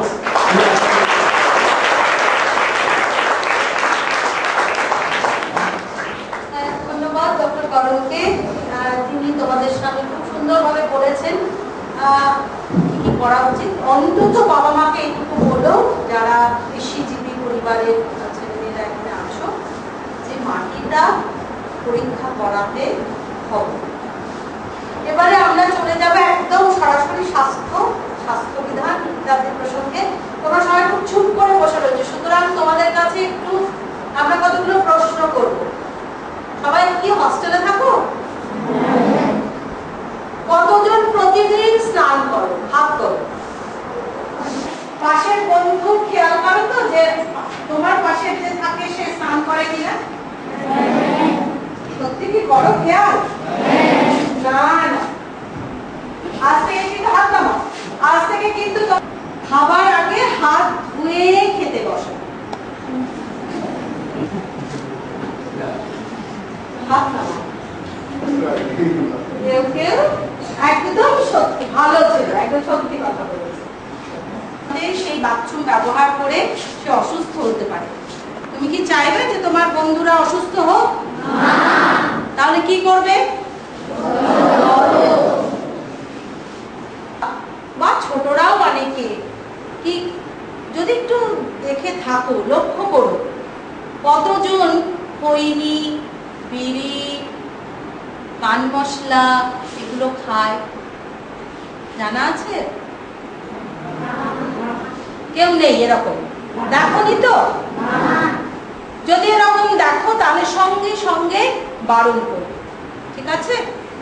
এখন দেখবে দোকানে দোকানে পান মশলা বিক্রি হয়, কিন্তু সেটা খুবই শরীরের পক্ষে ক্ষতিকারক। আমরা অজান্তে এগুলো খেয়ে থাকি, বিশেষ করে হস্টেলে বাবা মার কাছ থেকে অনেক দূরে, তো বাবা মা তো খেয়াল রাখতে পারবেন না। এখন একটা নতুন খাওয়া শুরু হয়েছে, তোমরা হয়তো বুঝতে পারবে না। তোমাদের জানাই ছোট ছোট আঠার টিউব, তোমরা হয়তো বুঝতে পারবে না, তোমাদের অজান্তে তোমাদের কোনো এক বন্ধু সেটা খেতে আরম্ভ করেছে। সেটা এক ধরনের বাজে নেশা, খেয়াল রাখতে হবে, ঠিক আছে? তোমরা কি পাশের বন্ধুর খোঁজ করো, জ্বর হয়েছে কিনা, সে খেতে গিয়েছে কিনা? করো তো? ঠিক আছে। নিজেদের ঘর পরিষ্কার করো। মহামারী তিনি পরবর্তী সময় কলেরা ডাক্তার হিসেবে পরিচিত হলেন। এরপর যদি আমরা এই হোমিওপ্যাথির ইতিহাস দেখতে যাই, তাহলে দেখবো ডক্টর মান্দালাল সরকার বিশিষ্ট চিকিৎসক ছিলেন আলোভাবে।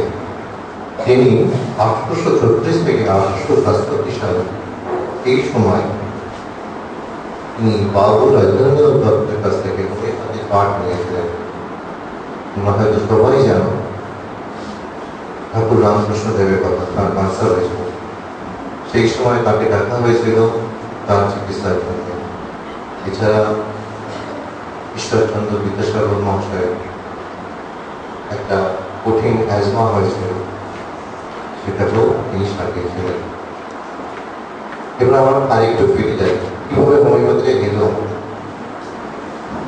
আমাদের যেসব প্রাচীন যেসব সভ্যতা আছে, সেই সভ্যতা যদি আমরা হাঁটতে থাকি, তাহলে একটা সময় দেখবো প্রত্যেকটা সময় যখন মানুষের অসুখ হলো, তোমাদের ঘুম আছে, ঘুম ভেবে না,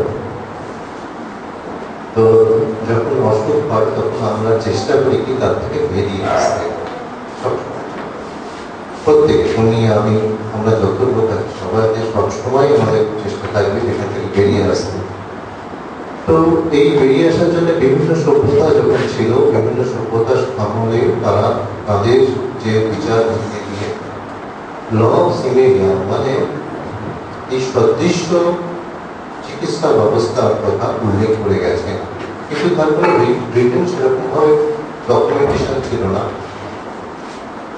এবার আরেক ভদ্রলোকের কথা বলি, যিনি আমাদের হোমিওপ্যাথির চালক, তিনি হলেন ডক্টর স্যামুয়েল হ্যানিম্যান সাহেব, জার্মানিতে বাস করেন।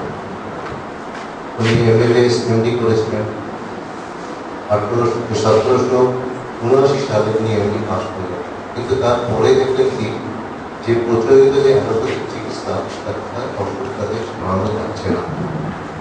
এমন অবস্থা হলো তার রুচি রোজগার জুটতে, খাবার পয়সা জুটতে তার অসুবিধা হচ্ছে। সেই সময় তিনি কি করলেন, তিনি ভালো ভাষা জানতেন, ট্রান্সলেটার হিসেবে কাজ শুরু করলেন। 6-7টা ভাষা অত্যন্ত দখল ছিল। সেই ট্রান্সলেট করতে করতে, ট্রান্সলেট মানে জানো তো তর্জমা, মানে একটা ভাষাতে আরেকটা ভাষা, একটা বই একটা ভাষাতে আছে আরেকটা ভাষায় জানাতে আসে।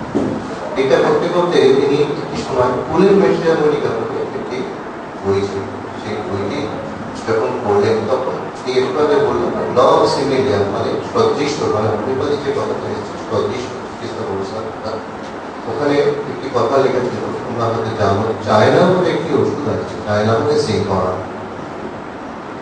এই চায়নার কথা ওখানে লেখা ছিল।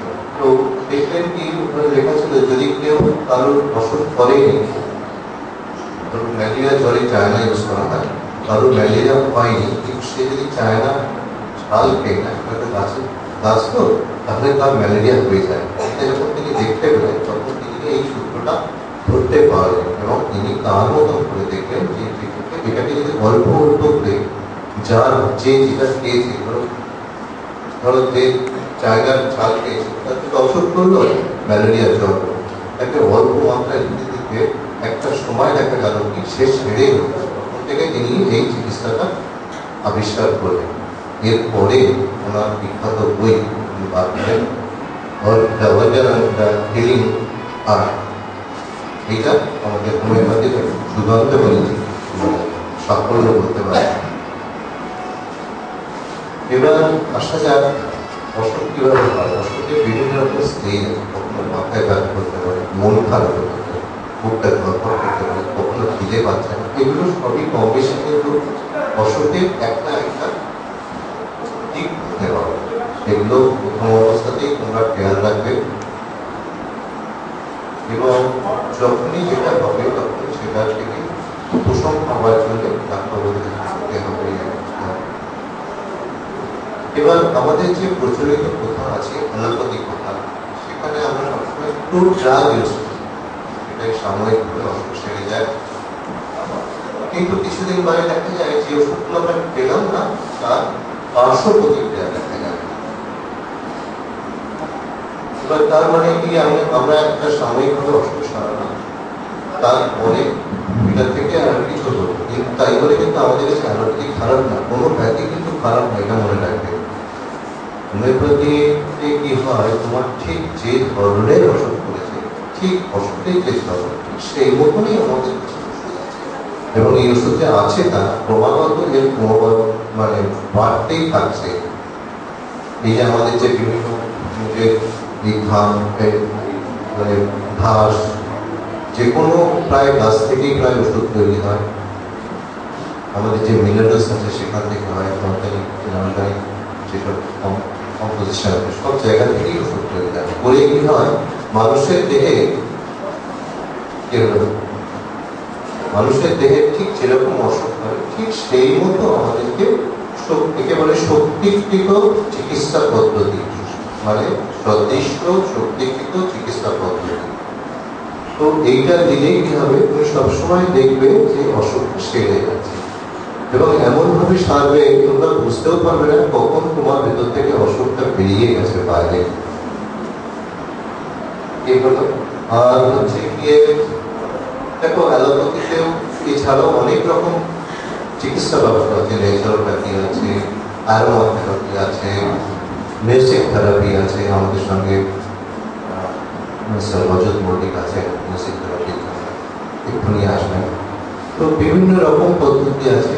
আমাদের উচিত হবে আমাদের যেখান থেকে যতটা আমরা নিজেদেরকে তুলে নিতে পারবো অসুখ থেকে যেটা সাহায্য করতে পারে সেই সময় আমাদেরকে সেইটা সাহায্য নিতে হবে। আর একটা জিনিস হচ্ছে, প্রচলিত একটা ধারণা আছে যে হোমিওপ্যাথি ওষুধ প্রয়োগ করলে বুঝি অসুখ বেড়ে যায়, তা কিন্তু নয়। যদি ঠিক ওষুধ প্রয়োগ করা যায়, একে বলে সিমিলিয়াম, সিমিলিয়াম মানে সদৃশ্য ভাব, যদি সেটাতে প্রয়োগ করা যায় তাহলে কোনো সময় পারবে না, সব সময় ঠিক হবে। তবে একটা জিনিস, ধরুন যে কোনো একটা অসুখ হয়েছিল আমার চামড়ায়, সেই চামড়াটা যদি আমি কোনো মলম দিয়ে সারাই, ওই অসুখটা কিন্তু চামড়ার থেকে সরে গেল, ওটা কিন্তু চলে গেল হার্টে, মাথায় বা লাঙে বা কিডনিতে। তো এটা কিন্তু পরবর্তীকালে আমাদের খুব ক্ষতি করে। তো হোমিওপ্যাথি ওষুধ যখন ঠিক মাত্রায় প্রয়োগ করা হবে, তখন এটা কি হবে, ওই যে ভেতরের যে কষ্টের জায়গাগুলো যেখানে বসে আছে নানা বেদের অসুখ, সেখান থেকে বাইরে চলে আসবে। বাইরে আসা মানে কি, হয়তো দেখা গেল যে চামড়ার অসুখটা সারিয়ে তোমাকে এটা এই জায়গায় এত নিয়ে গেছে, দেখা গেল হয়তো চামড়ার অসুখটা এলো, এর মানে কিন্তু এটা বাড়া নয়, এটা মানে তুমি সেরে যাচ্ছ। ধরো তোমার কোনো ব্যথা আছে মাথায়, তোমার মাথাটা ব্যথা সেরে গেল, সেরে গিয়ে পায়ের দিকে গেল, এর মানে হচ্ছে যে তুমি হিলিং এর মধ্যে আছো, মানে তুমি এগিয়ে যাচ্ছ ভালো হওয়ার দিকে। তো এটা খেয়াল রাখতে হবে। তোমার ধরো খুব শ্বাসকষ্ট ছিল, তোমার শ্বাসকষ্টটা চলে গেল, হয়তো পায়ের দিকে কিছু একটা প্রবলেম হলো, তো সেটা সবসময় ভালো, তোমরা চেষ্টা করবে এটাকে ফলো করার। বাবা মাদেরকেও বোঝাবে যে হোমিওপ্যাথি ভালো, আর তোমরা নিজেরা বুঝবে আগে যে হোমিওপ্যাথি ভালো, তারপর হোমিওপ্যাথি করবে। দেখো অ্যালোপ্যাথি তো খুব ভালো জিনিস হচ্ছে সার্জারি, এখানে কিন্তু হোমিওপ্যাথি কোনোদিনই পৌঁছতে পারবে না। তুমি যদি সার্জারি ভাবো, অ্যাক্সিডেন্ট ভাবো, তাহলে অ্যালোপ্যাথি খুব ভালো। এবং যেসব বড় বড় অসুখ জ্বর হয় সেগুলো তো কমাতে হবে, নিশ্চয়ই অ্যালোপ্যাথির সাহায্য নিতে হবে, কোনো সময় অ্যালোপ্যাথিকে তুমি সরিয়ে রাখবে না। আরেকটা জিনিস হচ্ছে, তোমাদেরকে শেষে আমি কতগুলো কথা বলি, এতে কি কি করা যায়। প্রায় সব অসুখই সারানো যায়, কিন্তু কি জানো, যখন অসুখটা শুরু হবে সেই সময় থেকেই তোমাকে বুঝতে হবে আমি খারাপ আছি। আজকে তোমরা যেরকম আছো, দেখো আমার দিকে দেখো, তোমরা আজকে যেরকম আছো, তোমরা ভাবো কালকে কিরকম ছিল, কালকে কি ভালো ছিল না আজকে ভালো আছো। যদি কালকে ভালো ছিল তাহলে আজকে খারাপ আছো, এই আজকে খারাপটা কেন, সেটাকে তোমরা অ্যানালিসিস করবে, করে চেষ্টা করবে আগের ভালো জায়গায় যেতে। সবসময় ভালোটার দিকে যেতে চেষ্টা করো, তাহলেই তুমি দেখবে। তো হোমিওপ্যাথিতে কি করা যায়, অনেক অসুখই চিকিৎসা করা যায়। এমন ইভেন যে তোমার দুরারোগ্য ক্যান্সার, তারও চিকিৎসা করা যায়। তো এটা সময় সাপেক্ষ, হয়তো বিশ্বাস থাকে না, তোমরা বিশ্বাস করতে পারো। যে রোগী মরে যাচ্ছে তাকে আমরা প্যালিয়েট করতে পারি, মানে তাকে প্রশমন করে রাখতে পারি, তার জীবনটাকে একটু দীর্ঘায়িত করা যেতে পারে। আর নাহলে তো আরোগ্য বেশিরভাগ সময় আরোগ্য হয়, একটু সময় লাগতে পারে, ধৈর্য ধরো। ভালো থাকো, তোমরা সবাই ভালো থাকবে, ঠিক আছে? আমি শেষ করছি এখানে। আমাদের সেরকম জানা ছিল না, সেই জায়গায় উনি আমাদের যে জ্ঞানের আলো দেখালেন, আমরা তার জন্য কৃতজ্ঞ।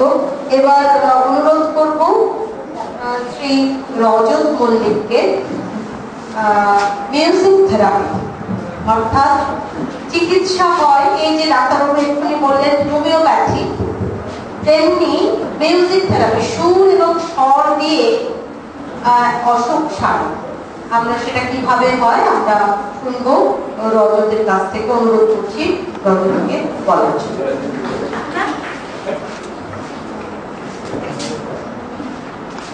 এখানে সবাইকে আমার ভালোবাসা। আমরা যে আজকে আলোচনা শুনলাম, প্রথমে আমরা যেটা শুনলাম যে কিভাবে মাটি স্বাস্থ্য রাখা যায় ঠিক মতো করে, কারণ মাটি ঠিক থাকলে আমাদের যে ফসল সেটা আমরা খাচ্ছি, খাবারের মধ্যে সবকিছু ঠিকঠাক থাকবে।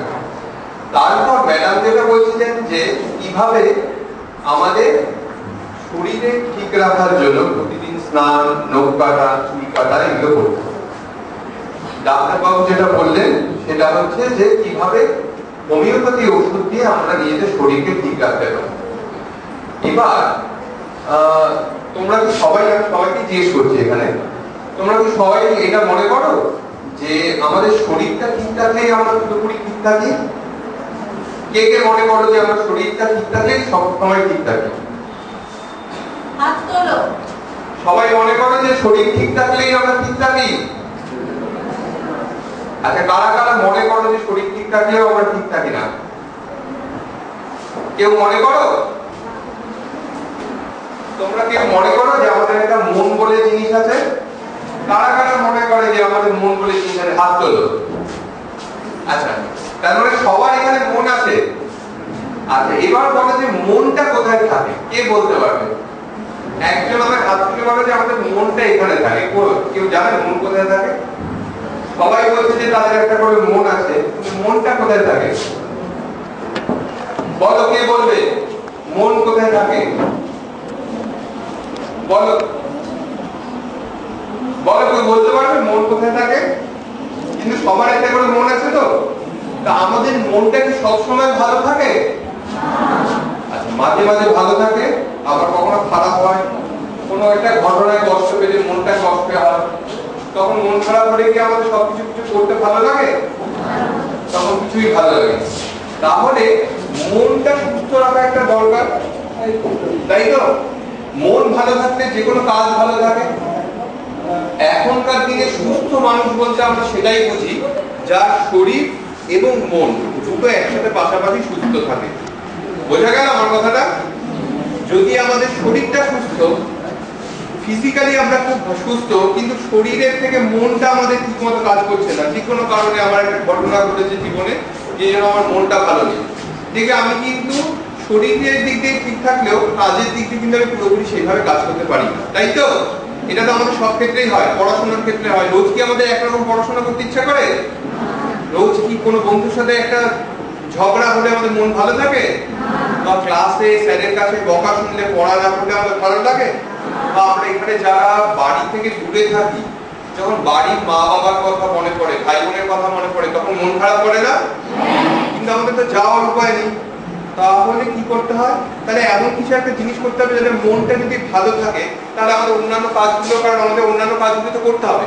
সামনে যদি পরীক্ষা থাকে তাহলে পড়াশোনাটা করতে হবে। মন খারাপ করে তো আমি পড়াশোনা বন্ধ করে থাকতে পারবো না। আমি যেই কাজটা করি সেটা হচ্ছে মিউজিক থেরাপি। মিউজিক আমরা এখানে সবাই জানি। আর এখানে ভালো চাকরি পেতে হবে, ভালো রকম ভাবে নিজেকে প্রতিষ্ঠিত করতে হবে। এইসব ক্ষেত্রে মনের উপর বিভিন্ন রকমের বিভিন্ন চাপ পড়ে।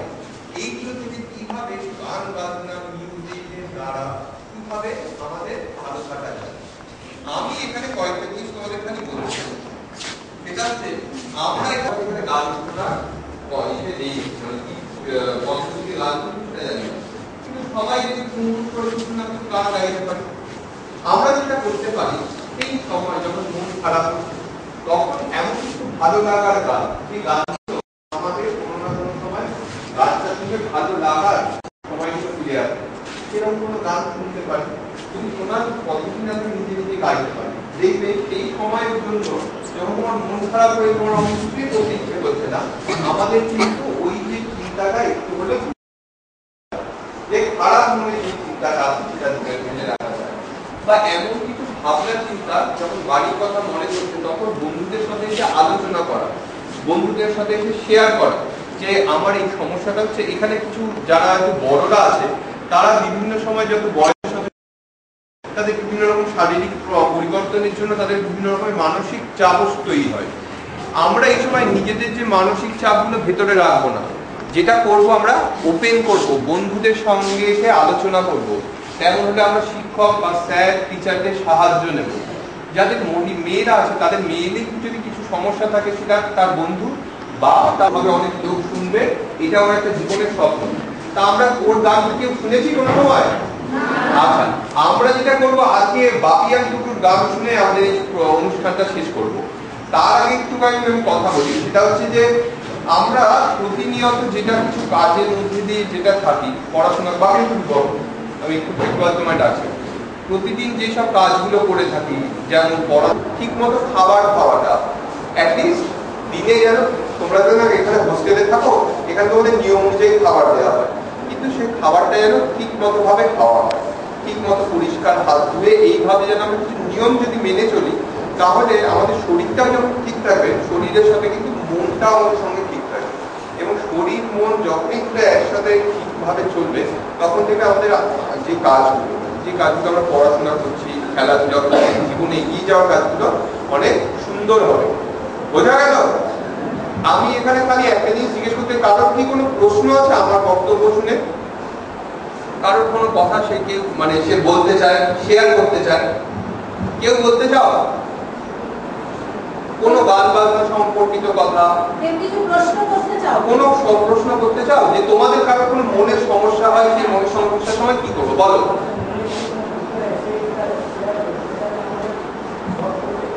সেটাকে তোমাকে শেয়ার করতে হবে, কারণ সলভ হওয়াটা এটা খুব আপেক্ষিক ব্যাপার, যে সলভ হবেই এটা বলা যায় না। কিন্তু বন্ধুরা যদি আরেকজন বন্ধুর যে সমস্যাটা হচ্ছে সেটা যদি খুব গুরুত্ব দিয়ে শোনে, তাহলে যেটা হয় তার সমস্যাটা একটা খুব গুরুত্ব পায়। তখন কিন্তু যে বন্ধুটি বলছে সে বলতে আরো উৎসাহিত হয়।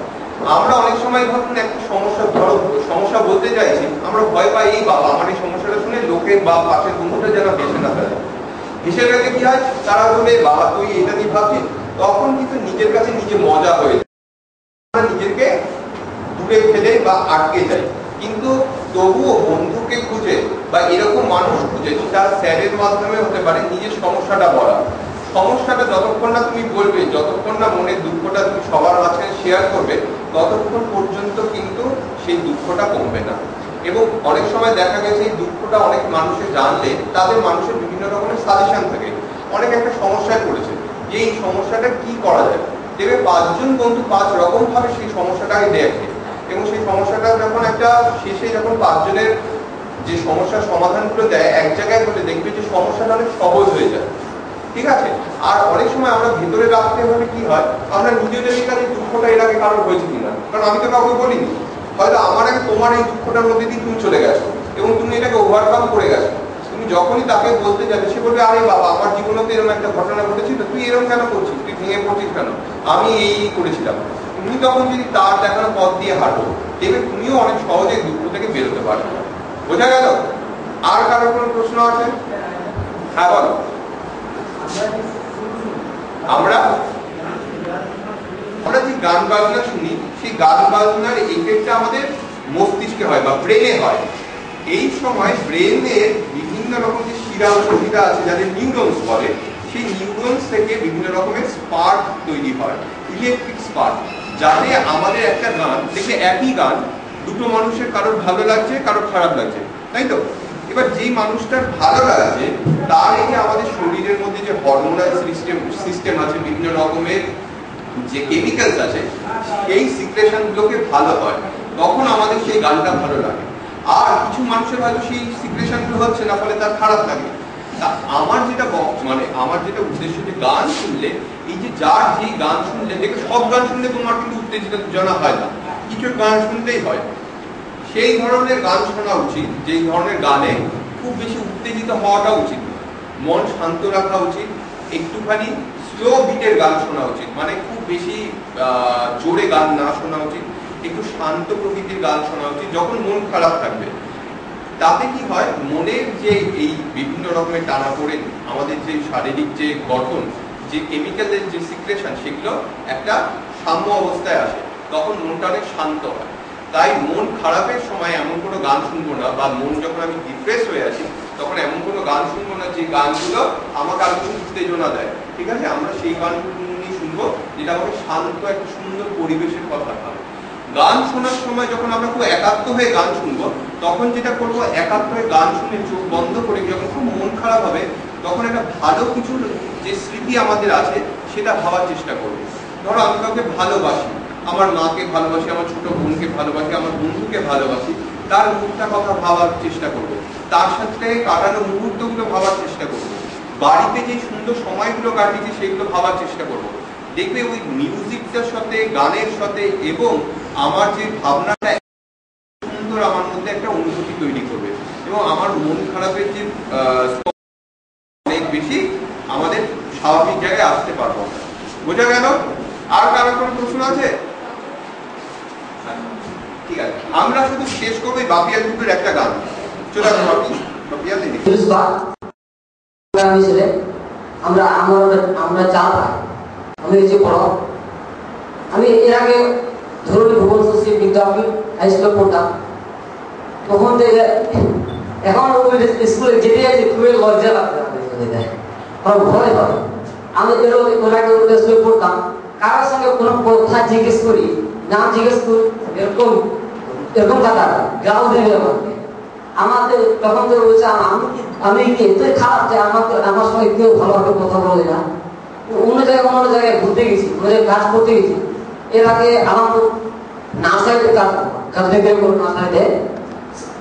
আমাদের ঘরের ছেলে আমরা একসঙ্গে কাজ করতাম ওরা বলছে মালিক আমার পাগলের মতো দেখতে আচ্ছা এইসব কথা না আমরা গান গাইতে পারি তুমি বলো যে তুমি কোন গানটা গাইছো সেটা জোরে বলো বলো জোরে বলো তুমি বলো ইঞ্জিন রাজা ইঞ্জিন মসি কোন পার তিরে গিরা বসি ইঞ্জিন রাজা ইঞ্জিন মসি কোন পার তিরে গিরা বসি হিসে হিসে হইতে লড়া গরি সকম কো लगे लगे आत्मा जीवी मान जीवी तू हिसी हिसी होते लड़ा करी सकम को लगे लगे आत्मा जीवी मान जीवी तू तेरा भी झूमे अंत की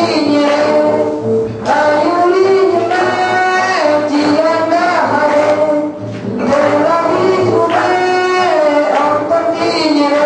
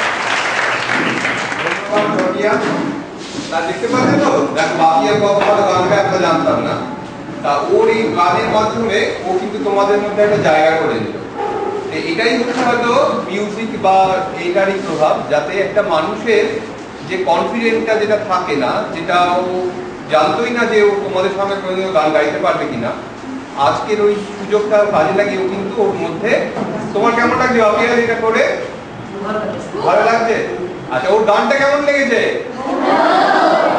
ঠিক আছে তাহলে আজ এই পর্যন্তই থাকুক আমাদের অনুষ্ঠান এখানে শেষ হচ্ছে ধন্যবাদ যতনকে মোটামুটি আমাদের হাতে সময় কম আর দিনের শেষে তোমরাও খুব ক্লান্ত আমরা এখানেই থাকবো কিন্তু তার আগে স্কুলে আমাদের ম্যাডাম আরো যারা এসছেন ডক্টর প্রশান্ত সামন্ত যিনি আমাদের অধ্যক্ষ ছিলেন ঘাটাল কলেজে প্রত্যেককে আমি আমাদের বিদ্যালয়ের পক্ষ থেকে ধন্যবাদ জানাচ্ছি আমাদের এই প্রত্যন্ত পিছিয়ে পড়া এলাকা শুধু মালদা জেলা না আমার মনে হয় পশ্চিমবাংলার মধ্যে সবচাইতে পিছিয়ে পড়া এসটি এসসি এই এলাকায় প্রায় ৯৯% এসটি এসসি গোটা স্কুলে ২৫০০ ছাত্রের মধ্যে গোটা 20 জেনারেল কাস্ট পাওয়া যাবে কিনা সন্দেহ আছে। এই পিছিয়ে পড়া এলাকায় আপনারা এসছেন, আমরা আমাদের এলাকার পক্ষ থেকে, অভিভাবকদের পক্ষ থেকে, বিদ্যালয়ের ম্যানেজিং কমিটির পক্ষ থেকে আপনাদেরকে আমি ধন্যবাদ জানাচ্ছি। আপনাদের যদি কিছু করার থাকে, এই এলাকার মানুষ যেমন পিছিয়ে পড়া ঠিকই, কিন্তু মনের দিক দিয়ে অত্যন্ত ভালো। এত বড় স্কুল, তার জায়গা 20 বিঘা মতো, পাশে হাসপাতাল আছে, ব্লক সেন্টার 25 বিঘা জায়গা, সমস্ত কিছু বেশিরভাগটাই মানুষের দামে তৈরি। আজকে আপনারা যে বিদ্যালয়গুলো দেখছেন, এর একটা বিরাট অংশ এখানকার মানুষের শ্রমদান এবং অর্থদানের মাধ্যমে গড়ে উঠেছে। আমার সৌভাগ্য, আমার জন্ম এখানে, এই স্কুলের ছাত্র। 2004 থেকে 2008 সেক্রেটারি ছিলাম, 2008-এ হেডমাস্টার মশাই হয়ে এসেছি স্কুলে। আমি খুব আনন্দ, গর্বিত এবং আমার কাজে আমি খুব তৃপ্ত। তৃপ্ত বলতে এটাই যে আমি যে চেয়েছিলাম সেই কাজটা আমি করতে পারছি। একটা সময় পর্যন্ত আমি সরাসরি পার্টির মধ্যে যুক্ত ছিলাম। 2011 সালের পর থেকে টোটালি আমি পার্টি থেকে সরে এসেছি। এই মুহূর্তে আমি বিদ্যালয় এবং বিদ্যালয়ের কাজ এবং গ্রামে গ্রামে বাড়ি বাড়ি যাওয়া, অর্থাৎ আমাদের যে অভিভাবক আছেন, এটাই আমি মন দিয়ে করছি। আপনাদেরকে পুনরায় আমি ধন্যবাদ জানালাম। আপনাদেরকে এই কথাগুলো বললাম এই কারণে, যদি আপনারা পারেন কোনো দিক দিয়ে, জানি না আপনারা কি করতে পারবেন, আমি তাও বলতে পারছি না, আপনারা যদি আমাদের মনের দিক দিয়েও সাহায্য করেন তাহলেও আমরা খুব খুশি হব। আপনাদেরকে আপনাদের মানে বিদায় জানাতে খারাপ লাগছে, তবুও আরো বেশি সময় পেলে ভালো হতো এবং আরো বেশ কিছু অতিথি যারা মালদা থেকে চলে গেছেন তাদের জন্য আমার খারাপ লাগছে। আমি আপনাদের অসংখ্য ধন্যবাদ জানিয়ে আমার বক্তব্য শেষ করলাম।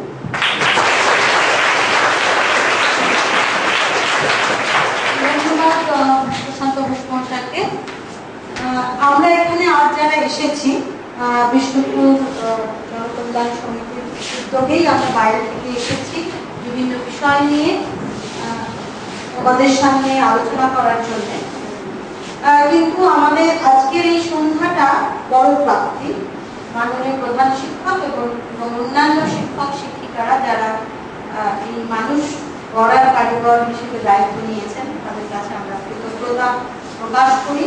খুব ভালো লাগলো, আলোক এবং আমরা কিছু করতে পারি না পারি মানসিক শক্তি বা জোর আপনাদেরকে দিয়ে যাচ্ছি যে আমাদের শুভেচ্ছা রয়েছে আপনাদের সাথে, যাতে এই হাই স্কুল আরো ভালো হোক, এগিয়ে যাক। আবারও আমরা আসবো।